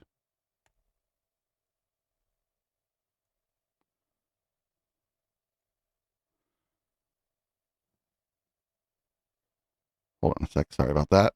Your decision about Pride Fest is not isolated or in a vacuum. It is part of a social change agenda that wants to come to Franklin, and we are seeing it play out all over the country. That agenda is not pro-religion, pro-community, pro-Christianity, pro-family, or pro-America. Rather, it seeks the destruction of all of those elements and has been quite successful in many places. We are Christians. We love Jesus. And we want to walk with Jesus. And Jesus had a very, very special place in his heart for children. And I would just beseech you all to protect our families, but most importantly, these innocent, dear children. So check this out. Your kids will be safe at Pride, but Pride's not for kids. Can't speak for themselves, can't protect themselves. There is a war for the hearts and the minds of our kids. And if you guys don't realize that, I pray that you tonight, whenever, will realize that we are in a battle for the souls of our children and our grandchildren. You think that you're doing things based on laws, but you are doing things and you are letting Satan in. He will not take an inch. I promise you. Thank he will you for take your everything comments. and it Next, will not stop. Please. If this were an agenda, why would I choose to be gay? Why would I subject myself to being called a faggot in the bathroom? Whoa. Every day at school. Why would my friends subject themselves to the violence and hatred that these groups of people Get him, kid. have displayed? And I see you're laughing at me. I see you think it's a laughing matter, but it's not. This leads to suicide. This leads to mental health crises. It is all because of this hatred. I urge you to vote yes. I'm here on my own volition. Satan is not getting at me. I moved here because my husband of 9 years, thank you, Thomas, for 9 glorious years. I moved here because of him. So I am here in the midst of you, but I am here. We are here. I know people have moved here to not be with me or my kind, but we are here. Fuck yeah. Get him. Like, I'm sorry, by the way, about that slur. I didn't know the slur was in there, but the kid and this older guy, he's like, I moved here because my husband lives here, and now y'all are acting crazy. It's very, very uncool. And like, I hope the town council or whatever just votes to permit the Pride event, because like I think they kind of have to. If they're permitting other events, I think they kind of have to. We'll maybe try to keep an eye on that. Can't make any promises though. It's not Shasta County, so we're not, the odds that we'll keep a super close eye on it, it's not so good. Anyway, we have more local and state government stuff that is just very uncool. This one's very uncool. This is a school board member in Michigan talking about how Christians have a right to live without bothering anyone. And then it goes bad. If I wanted to live in a progressive city, I would have chosen that. People watching this meeting are free to move where you feel you belong. This is the freedom of choice we all enjoy in this country, and conservative Christians, who make up a very diverse population, are just as entitled to live comfortably in their majority communities as any other group without having the values of others forced upon them. Some Native Americans live on reservations with other Native Americans. Some who are Muslim live in Muslim majority communities, and the Amish live in communities with other Amish. It's human nature for people to want to live with others who share their values. No, that's tribalism. That's tribalism. And the thing is, like, when you move to a big city, you can't really do that. You don't, I mean, you could live in like I go live in Chinatown or Japantown right now. Nobody would even fucking bat an eye because nobody cares.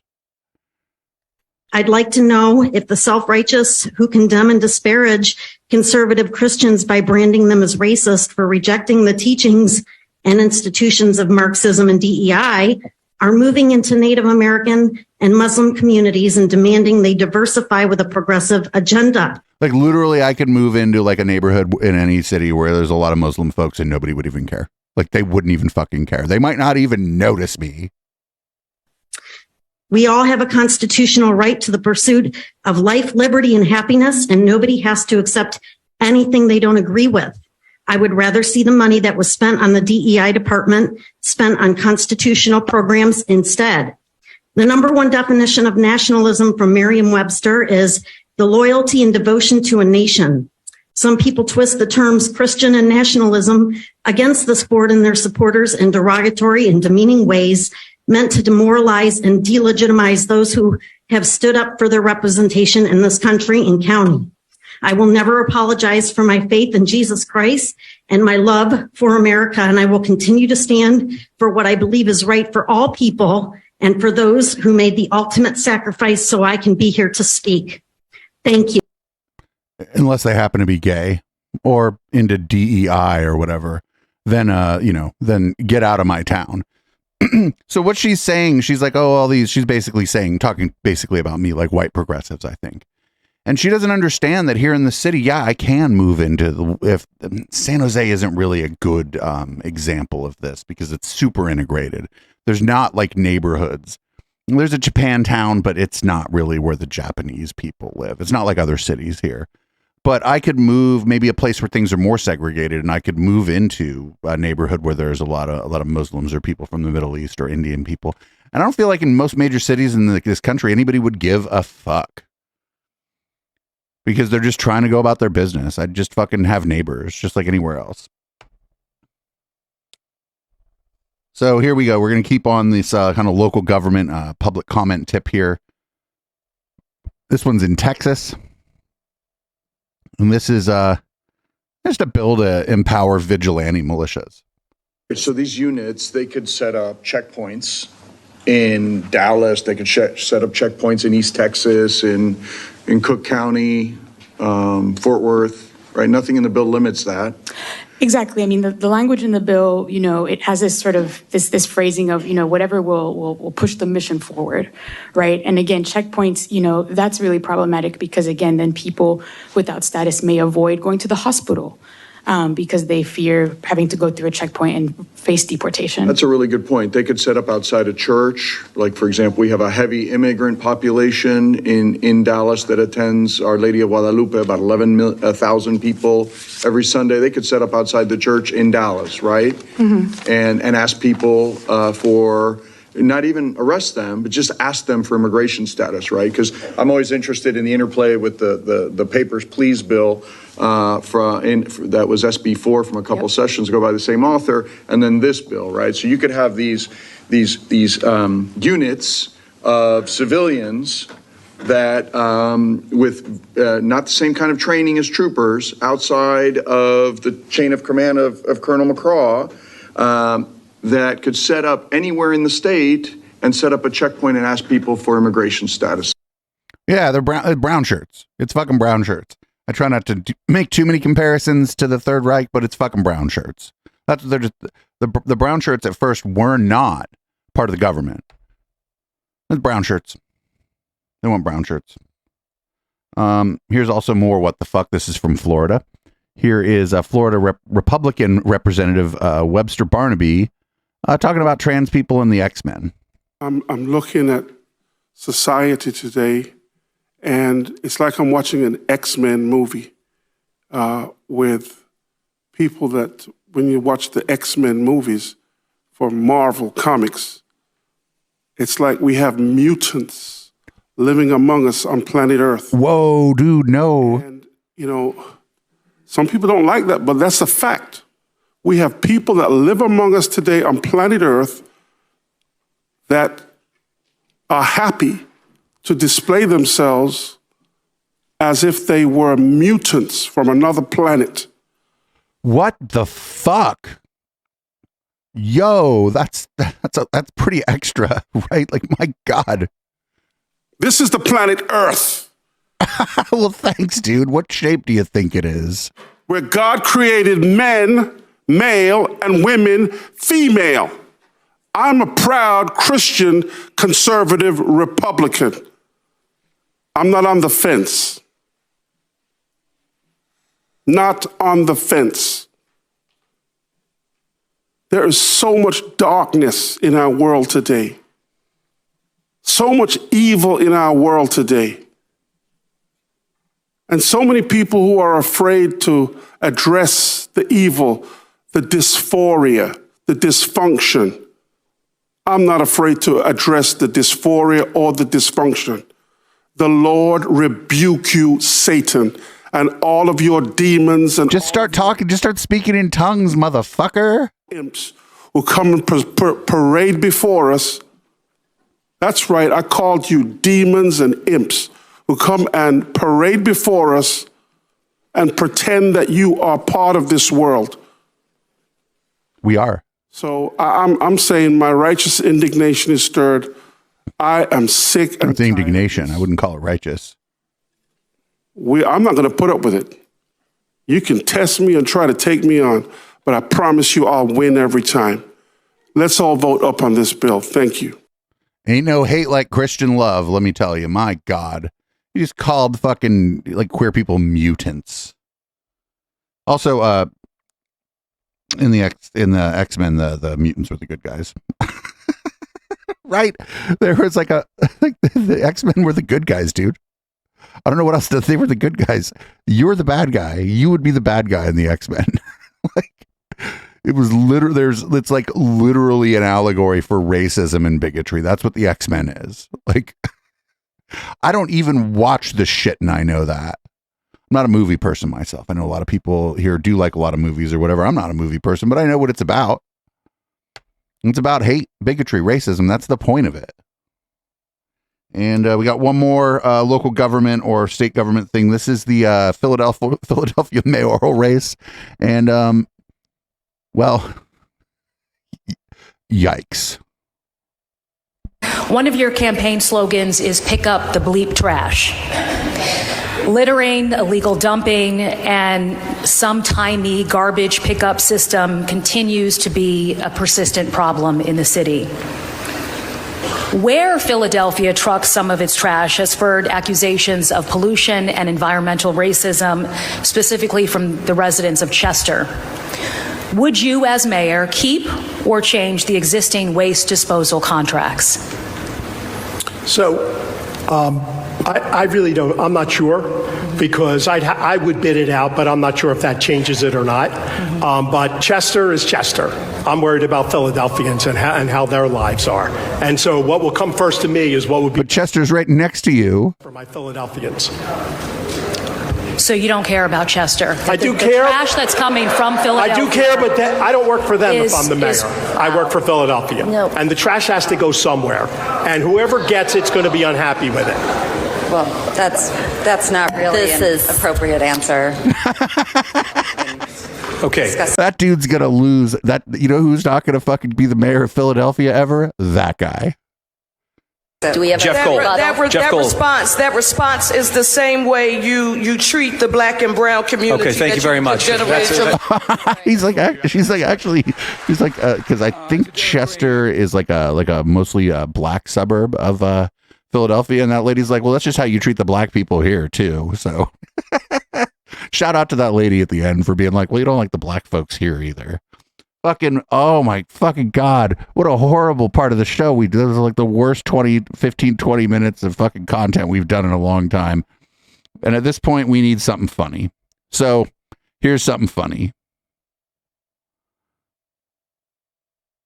Wait a minute. Did I get blocked by whoever this is? That's fine. I can get around that.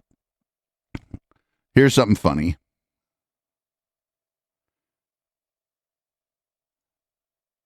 Palate cleanser, so to speak, because we certainly need a palate cleanser at this time.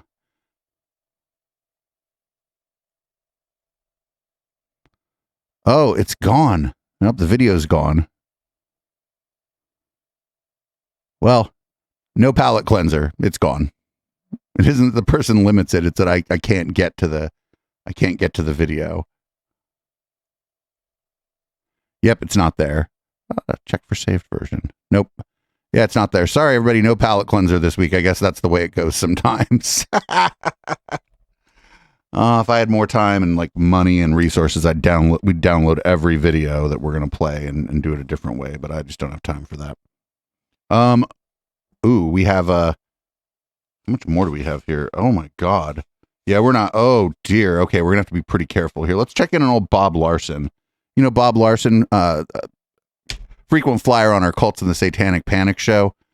Well, Bob Larson has something to say about the new Dungeons and Dragons movie, and I bet you can kind of guess the gist of what old Bob Larson has to say about the new Dungeons and Dragons movie. Probably the same thing Bob Larson been saying about Dungeons and Dragons for the last 40 years.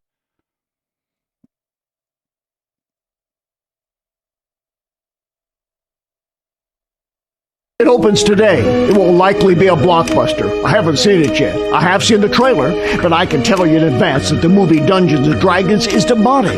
D&D has always been an opening to the occult.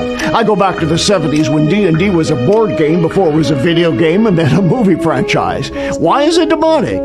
It was the first popular fantasy role-playing game to encompass characters with demonic identities.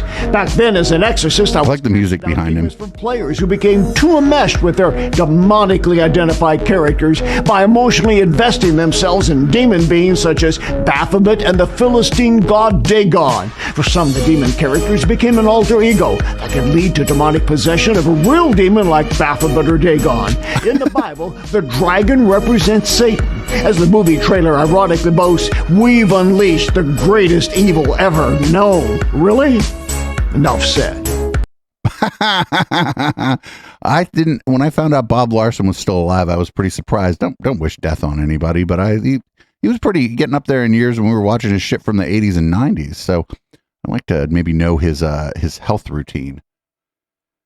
Up next, we got a double shot of one Mr. Glenn Beck.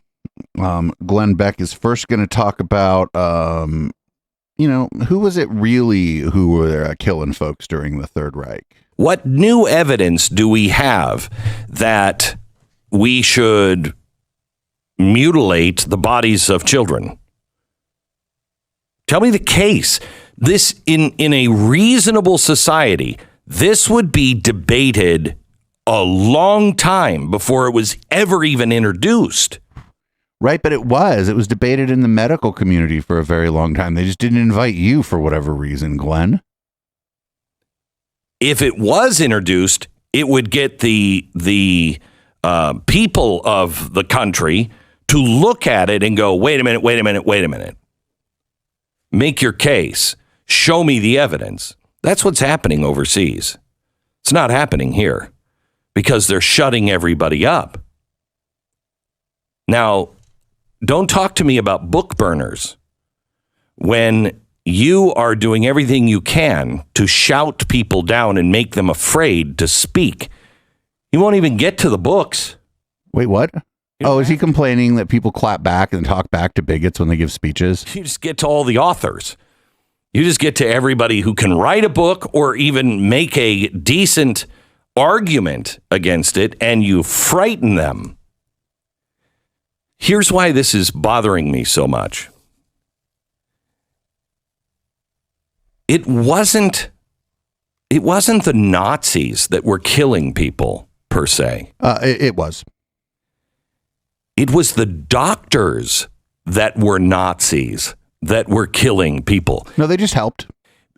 Joseph Mengele, he was operating within standard framework of ethics for doctors in Germany But who set the standard framework for the ethics of the doctors? It wasn't like a medical association. The time. They believed things that just were not true. And so they would do whatever it is they wanted to do. The people that were, in his part of Auschwitz, they were terrified because they knew everything he did, it didn't matter. He didn't have to ask for any permission or anything. Whatever he did to them, he could do. If he just wanted to kill them just for fun, he could kill them. And that started out of compassion. Wait, no. Like, what the fuck? Like, that's really kind of like, it's like extra weird Holocaust denial. Nobody thought it was out of compassion. What the fuck? I mean, some people might have deluded themselves into believing that, I suppose, but I've never even heard that kind of Holocaust denial before. It's a new one. New Holocaust denial just dropped, everybody. All right, so apparently Megyn Kelly is mad that she is not in the public eye, and so, in order to increase her profile, she's going to go on the Glenn Beck show and say that she regrets being nice to trans people. Where is the beginning of a movement? And I guess that's maybe where you started. You were thinking this weekend. Yeah. I really did think on Friday, this could be an inflection point, what happened to her in this whole battle. I mean, this could be the thing that finally leads the women and men to stand up and say, we're done. And I think about my own role in this whole thing, Glenn, a lot. I think about how when this all got started, I have a transgender person in my family by marriage, not my own marriage. And I mean, this person went full bore, the surgery, all of it. And it was deeply traumatic on those around that person in the immediate family. But I had sympathy for them because they went through it at a time when there was no support for this. They had to go to Canada to get all the surgeries. And I remember saying, don't bully, be loving, be kind. You don't understand. This is still the one group that people feel comfortable teasing and bullying, and it's wrong. And I don't think I was wrong to say that, But when I went to NBC, I did segments on how children were struggling with this, and perhaps there was a lane to help that. I regret that. I did not see where that was going to take us.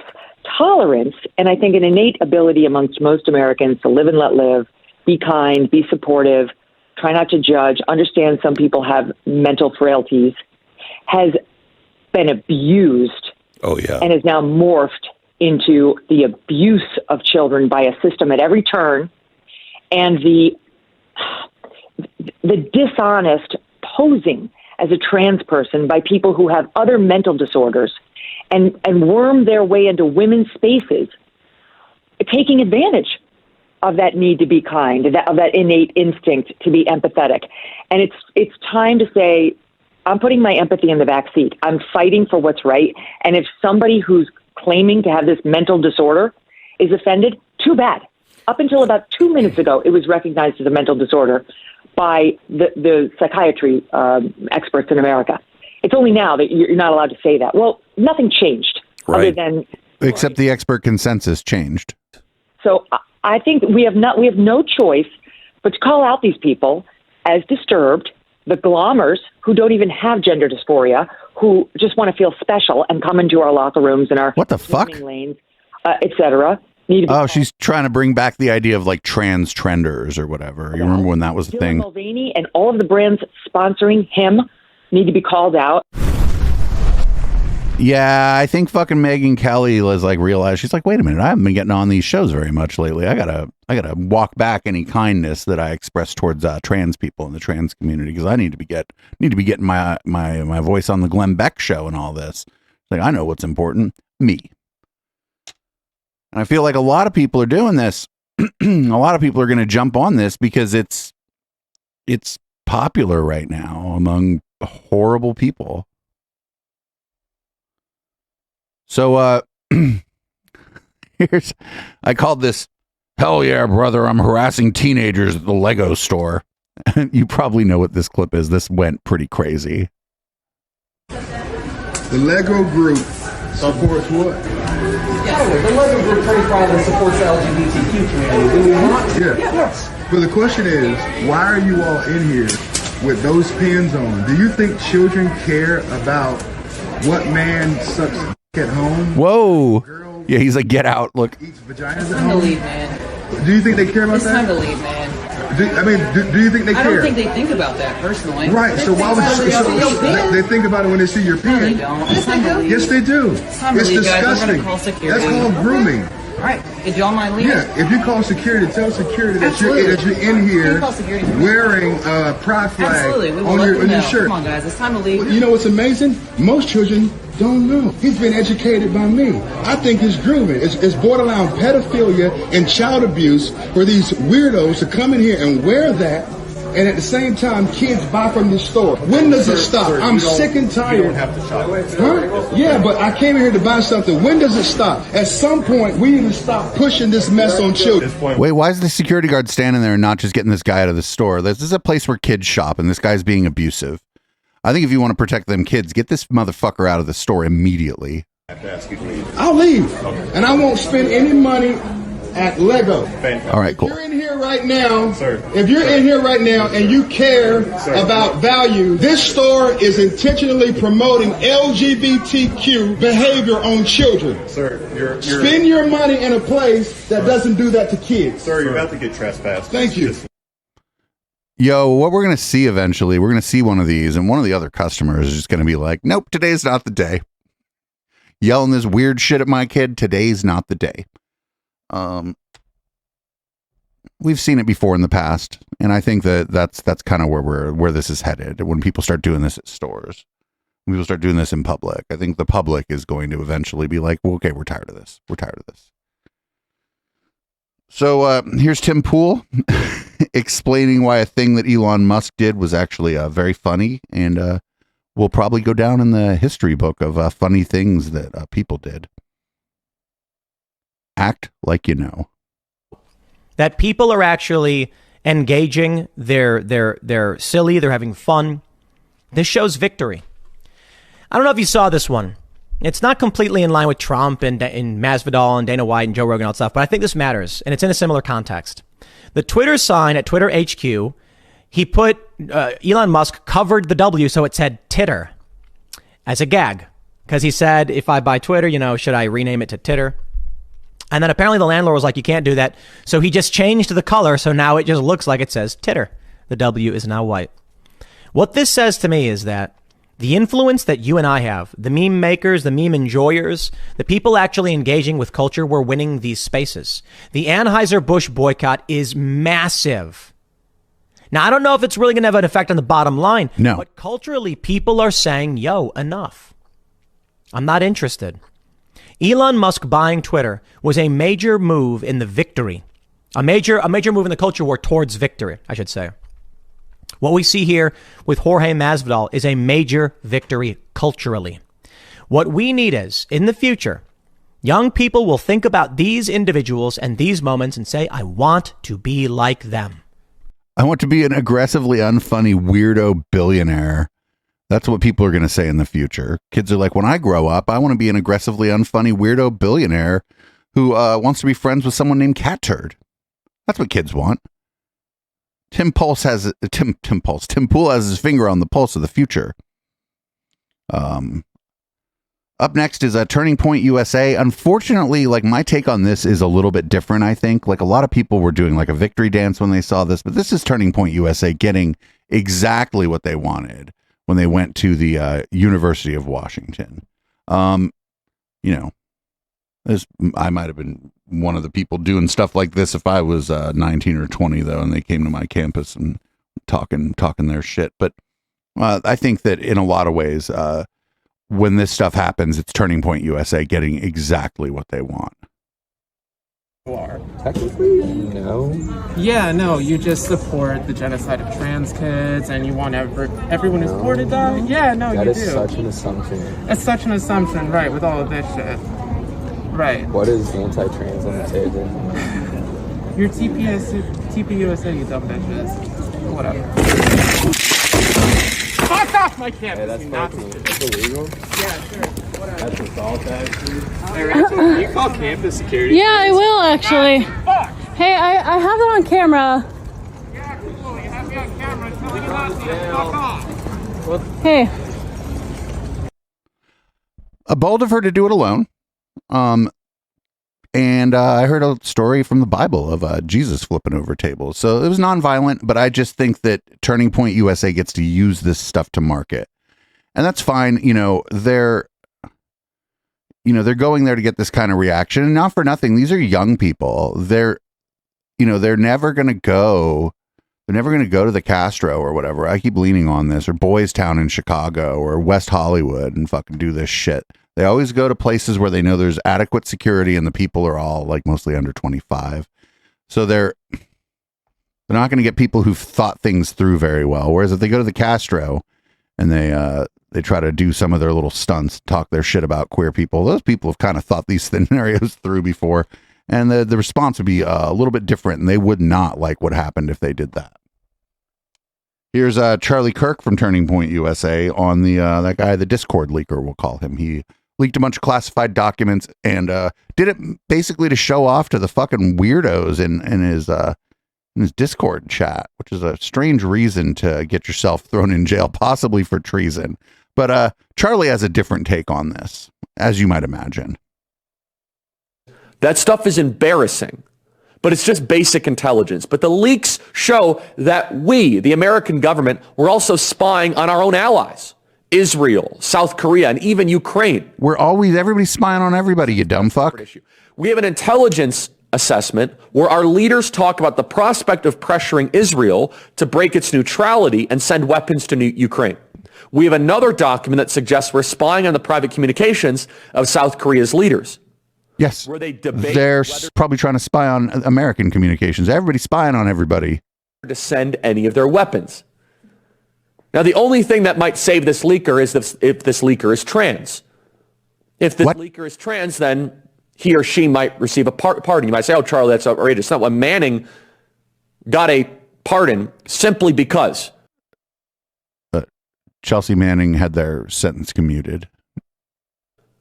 that Manning was trans. Remember, Obama pardoned a commutation, not a pardon. Yep, that's a big difference. That person's still a felon. Similar, but technically different. Yes, technically different. Their sentence was commuted. Yes, it's a big difference, actually. That person still has a felony on their record. So, shout out to Chelsea Manning, by the way. Here's more Charlie Kirk. He thinks he wants more people involved in political activism, but if he were to get more people involved in political activism, he wouldn't probably really like it so much. I think part of the issue, and this is human nature, so I want your thoughts on this as we close out this segment, Kurt, is that the trappings of America, the trappings of Western society, we have a lot of wealth, a lot of free time, a lot of luxury. And I think people are afraid, literally afraid, to leave comfort and to go into the fight. The only good wrinkle I see out of mass inflation and America becoming poor is that people might actually be willing to get involved in political activism again. Is because you're actually going to be super poor. And I know it sounds really sick and twisted, but it's actually true. It's like, okay, you can't go on a vacation. Maybe you should actually fight for your country.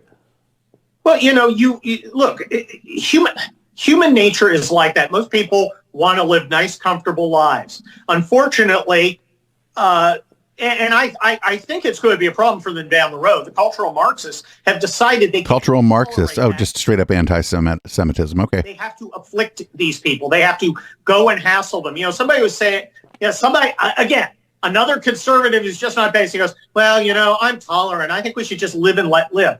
Dude, I tried living and let living. And you had grown men twerking in thongs in front of little kids' faces. Don't tell me about tolerance. That is not a tolerant. This is not what was happening. This is drag queens. Drag queens have like layers. They wear layers. System. Me lets you live, but you gotta let me live. And if you're not letting me live, we don't have a system. It's like, and I here's another example. Exactly. Young people go out on a date. The guy doesn't buy dinner, and she's like, "Well, I can't believe he didn't buy dinner. Also, I'm a feminist." Okay. A system, chivalry's a system. Men's rights activists too. That was just all kind of fucking stupid. You just lied. And before you go out, I don't know, whoever asks whoever out should buy dinner, maybe. I don't know. Anyway, here's you thought we were going to get through this week without any Matt Walsh, but you're wrong. Matt Walsh on Justin Pearson. Justin Pearson was one of the Tennessee Three, the people who were removed from the legislature there and then reinstated. And Matt Walsh he's got a hell of a take on what's going on here. One of the Tennessee Three, former Representative Justin Pearson, has especially embraced his newfound fake hero status. In fact, Pearson has reinvented himself totally in both look and speech as some sort of 1960s era civil rights figure. That is a civil rights figure from the 1960s who happens to speak the gibberish of 21st century leftism. So, for example, here is Pearson just last week delivering a sermon at a Memphis Unitarian Universalist church. Oh, cool! You went to the Unitarian Universalist church. That's hella cool. Those are like the super liberal. That's a super liberal, almost like humanist church. If you aren't familiar, maybe you don't know all the denominations of Christianity. What you should know about Unitarian Universalist is that it is not a denomination of Christianity. It's just a fancy way of saying Satanist. I wouldn't say Satanist. I would say humanist. But Matt may not see the distinction there. See in this clip. Watch. Well, y'all, I was glad when they said unto me, let us go into the house of the Lord. I'm so glad to be in the house of the Lord with you this morning. Would you mind going ahead and praying with me now? Mother God, Creator God, loving God, holy God, take this your servant made from dust and connect it with the raw materials of stardust to speak in this moment, to say something that brings forward the word you placed into my heart. I accept my unworthiness for such a task as bold as this, and I seek your guidance as you use me and speak through me. To the ancestor preachers who made sermons from hymns, moans, and groans, and spirituals from the bondage of slavery, speak now through this your descendant. Yeah, it's very interesting because he begins by trying to speak, like a biblical prophet in the King James Version of the Old Testament.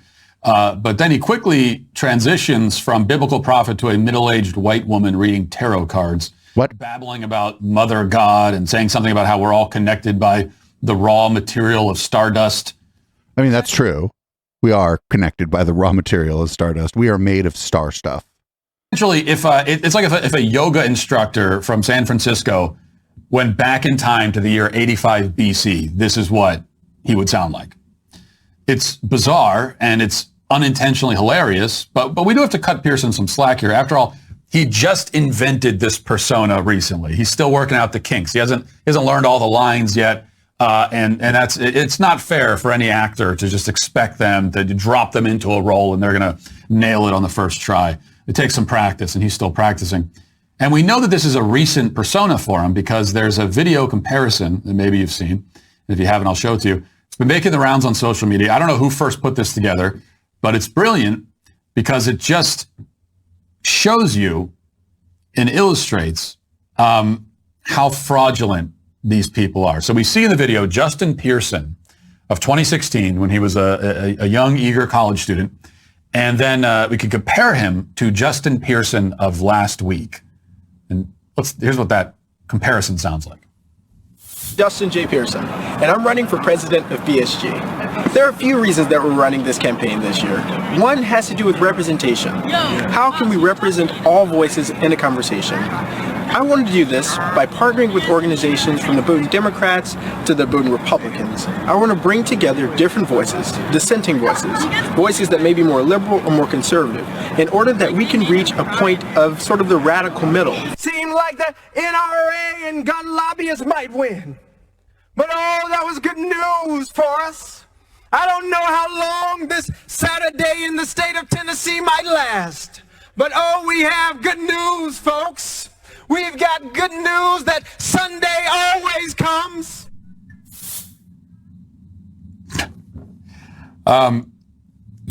He doesn't really sound like a 1960s civil rights figure, which is what he's trying to sound like and look like.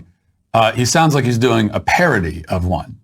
This is the worst case of blackface that we've seen since. Whoa! No, you can't do blackface if your face is black. It's literally impossible. Except that Pearson's actually black. Yeah. And he's still doing blackface. Wait, what? Nevertheless, he is performing. And we know he's performing because now we know what he sounded like before the performance started. No, how do we know the first one wasn't a performance? It's not at all a convincing performance, of course. In fact, I didn't think I'd see a performance less convincing than Dylan Mulvaney's portrayal of womanhood until Pearson. Oh, you had to throw that in there too. Really give him a run for his money. This is what the left promotes and encourages. Empty performance taken to comical, almost surreal extremes. They give us heroes and leaders who are cartoons, who are hollow and paper thin, who are, it always turns out, conniving cowards, gutless frauds, and self-aggrandizing performance artists. So people in chat are pointing out it's called code switching. I'm not the right one to talk about it, but luckily enough, I have somewhere to send you. Brandon Bradford on Twitter. I bet a lot of you follow him. He's great. I met him first in real life when he was a food server at one of my friend's restaurants. He had a great thread about code switching on Twitter. You might want to look it up. It was, I'm pretty woke, but there's definitely stuff in there that I didn't know. But yeah, it's just code switching. And we all do it, actually. We all do it. We talk differently to people at work than we do at the bar. We all code switch. It's just that for black folks, a lot of times it's maybe more important, or I don't even know if more important is the word. Like I said, check out Brandon's thread on it. I don't want to butcher this too badly. And also, if you're not following Brandon Bradford on Twitter, make sure you are. He's a good dude in real life, spreading good messages on Twitter. Let's go with Michael Knowles next, because I know that's just what everybody wants is more of the Daily Wire crew as we start to work our way into red light here. This is an event that he did he spoke at for Young Americans for Freedom, and he just mad about gay marriage. This is why it is not only cowardly but extremely foolish of conservatives to cede ground to the libs. I see this especially on the issue of marriage. Many otherwise conservative people will say, oh, Michael, we've got to give up the marriage issue. We lost the debate. We've got to move on. No. Most conservatives are now in favor of gay marriage. They just don't fucking agree with you, dude.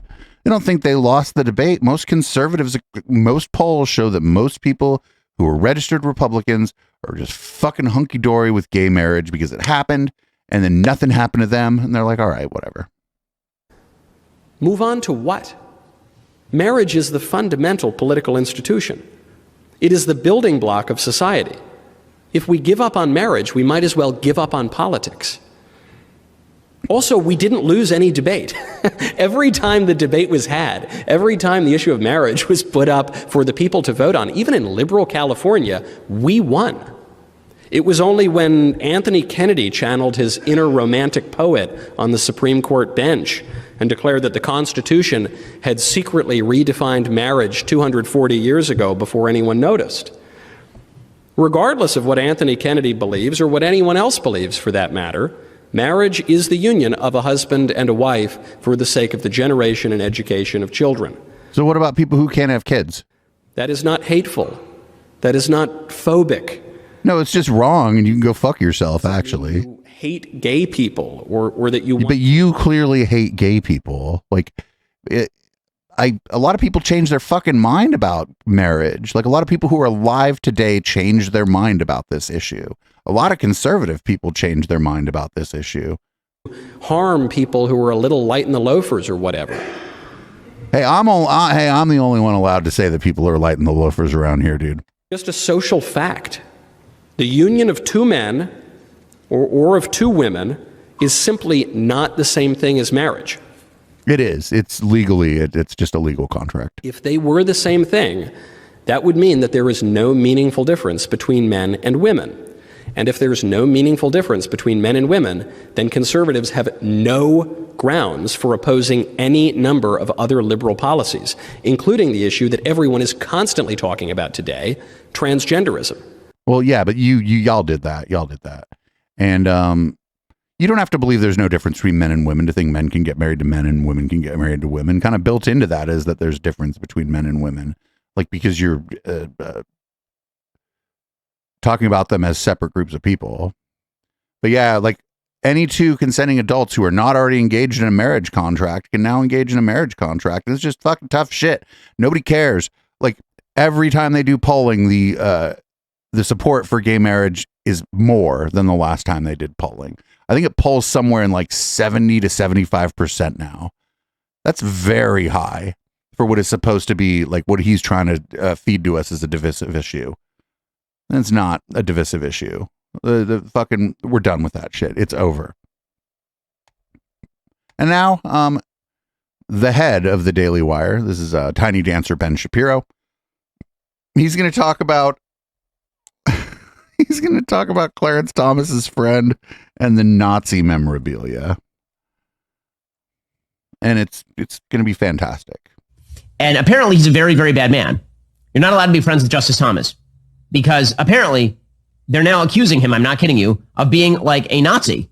The reason is because this is what Nazis do. They make friends with Clarence Thomas. That Nazis, famous for loving black people. That this is one of the things they're most famous for. So Kevin Cruz, who is just a ridiculous human being, a pseudo-academic over at Princeton University who has somehow avoided plagiarism charges that have gotten him kicked out of the university. He tweeted out, I've spent decades of my life researching and writing about white supremacists, and no, I don't have any paintings or statues of them in my house because that's not something you do with the people you hate. What's he talking about there? Well, apparently, Harlan Crow collects basically memorabilia from defunct communist and Nazi states, and he has a garden in which he displays these things to show what... I didn't hear about the communist stuff. Is there communist stuff out there too? Capitalistic free market and Judeo-Christian ethic has overcome. Apparently this now means you're a fan of these things. So if you own a piece of memorabilia from an evil regime in order to demonstrate to your children so that people remember for the future what that evil regime was, this means you're now a fan of that thing, according to Kevin Cruz. This is the actual thing they're going for. According to the Washingtonian, when Republican megadonor Harlan Crow isn't lavishing Justice Thomas with free trips on his private plane and yacht, he lives a quiet life in Dallas among his historical collections. These collections include Hitler artifacts, 2 of his paintings of European cityscapes, a signed copy of Mein Kampf, assorted Nazi memorabilia, plus a garden full of statues of the 20th century's worst despots. He said that he's filled his property with these mementos because he hates communism and fascism. Well, I mean, that seems like a reason why you might own this stuff is to remember the things that you hate. That's it. But apparently this makes him a Nazi and a communist. Yo, you can remember that you don't like the Third Reich without having a fucking signed copy of Mein Kampf. I feel like the signed copy of Mein Kampf, just gives away the game there, baby. You no more plausible deniability when you're like, oh, I'm really proud of this signed copy of Mein Kampf that I have. My God. Oh no. There's Tiny Dancer Ben talking about fucking Cleopatra. The notion that Cleopatra was black is silly. I mean, again, you're allowed to do this in Hollywood because, of course, the only thing that matters is our weird, parochially American perception of what race matters.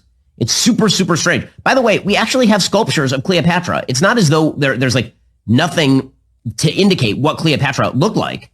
There's a Roman sculpture of Cleopatra from like the mid-1st century, around the time of her visits to Rome. And she looks Greek because she was probably Greek. It was Wait, what? Entire Hollywood. Was Cleopatra probably Greek? I don't know. I'm not a Cleopatraologist, but I think this is incorrect. Trying to cast Gal Gadot as Cleopatra. Gal Gadot undoubtedly looked a lot more like Cleopatra than anybody who's being cast in this particular production. Now, again, you can cast however you want, but I've noticed a certain pattern in Hollywood, which is that people who clearly are not black are now being cast as black. But if you ever did the reverse, then it would be no way, right? That would be racism of the highest order. In fact, you'll recall that there was there's this Shonda Rhimes show, Bridgerton, in which is Queen Victoria, is it? I don't watch Bridgerton because I'm a dude and I have testicles. So Bridgerton is maybe if you'd watch some TV with your wife I'm gonna let that one go. For women. And also a racially strange show in which a bunch of white people are cast as black people, sort of like Hamilton. A bunch of white people are cast as people of color, and all the rest. And again, if we're just going to do race neutral casting on everything, I'm here for it. Fine, all right, that's cool. But that also means that he'd be mad about that too. Martin Luther King, right? It also means that we're going to need Christian Bale as like Booker T. Washington, like But Christian Bale probably wouldn't. Christian Bale, you'd be like, you want to cast me as who? You do it or you don't, okay? You don't get to make up. In this particular case, it's even worse because they're actively trying to claim a thing that was not true for purposes, presumably, of suggesting that there was a whitewashing of Cleopatra's history. That there was an attempt to whitewash Cleopatra, probably turning her into a white lady, but actually, she was probably a black lady. I mean, what the fuck? Yeah, they probably did try to whitewash Cleopatra. They tried to whitewash everything. They tried to make every historical figure white. Yeah. I don't know. Why is he so mad? Why does he always get mad when they have a black person doing anything? Black person does something, Ben Shapiro gets pissed. My God. What if she just absolutely kills it in the role? Like, all right. We got time for one more. This was like one of the biggest dockets I've ever had. We probably got to like a third of it. You can check out the whole docket, bang docket in the chat, or check it out in the show notes. Check out the things we missed. But don't worry, we're going to check in on old Jordy Pete before we go on into red light. Don't worry, everybody. Here's Jordan Peterson. And his guest is probably worse than he is, but we'll see here. Everyone is terribly concerned about the suicide rate among kids who are questioning or confused about their gender identity. And of course, we have to always be concerned. One suicide is too many. We're all on the same page about preventing suicide. Okay, but no one is talking about the fact that, you know what? Some of the parents are suicidal. What? This whole thing is driving some of the parents to feeling suicidal. And I'm talking about parents who have gone through the most terrible things in their lives. And this issue, this particular ordeal with their child, seeing their child slip away, and become someone unrecognizable, both in terms of their personality and their physical persona, and in terms of their future losses? Will this child be totally estranged from the family? Is this child... Well, that's up to the family, you horrible lady. Come visit me when I'm sick in the hospital? Well, yes, unless you're a shit to them. Is this child... Even if you are a shit, I bet a bunch of people were hella shitty to their kids, and their kids still visit them in the hospital when they get older. You know, going to come to their siblings' weddings? Are the siblings a bunch of shits?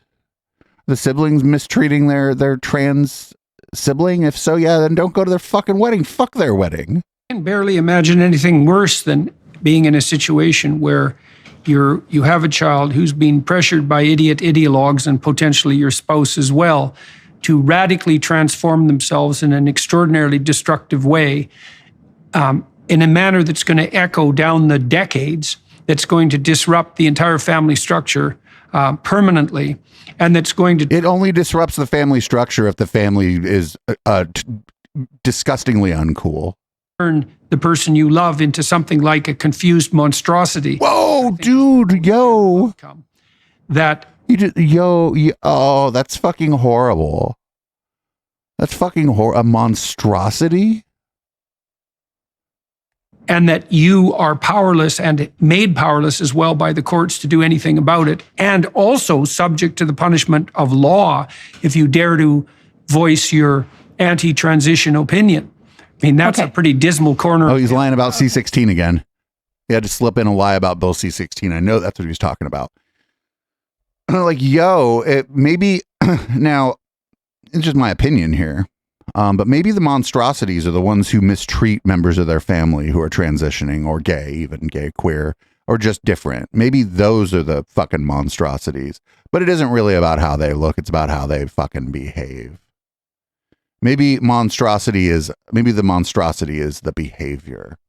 And I want to give a shout out here to Bad Stats, because in this anti-IDW critique sphere, a lot of these people will not talk about people like Jordan Peterson, Sam Harris, et cetera, and how they're just raging transphobes. It's like the third rail in the marketplace of ideas for a lot of people in the critique sphere. And up until this, I don't think I'd seen the Bad Stats use the word transphobia. And people were like, hey, this is another reactionary, like another podcast that we think is reactionary because they refuse to confront people on their transphobic bigotry. And I think that the people who said that were wrong. I think that, just by saying that these people are transphobic and these parents are transphobic and that it's bad for their kids, that this person came down on the right side of this. Even if it took them longer than I would have expected or would have liked, they did come down on the right side of this. And so that's good. And I wish other people in the IDW critique sphere, people who have a podcast maybe that share a lot of listeners with the intellectual Dollar Tree, would come down on the right side of this issue at some fucking point. And I think I don't think I'm hiding who I'm talking about here. But I'm not gonna throw them under the bus, because I think there's still hope for them, at least one of them. Anyway, thanks for listening to the Plex. It was a 2-hour show. Anybody who's checking this out on the podcast, make sure you follow us on Twitch, twitch.tv/EchoPlexMedia. And subscribe on Patreon, patreon.com/EchoPlex. Or you can go to eplex.store and subscribe there. And if you subscribe there, you get all the same shit the patrons get. And you get a discount on any of the swag in our swag shop.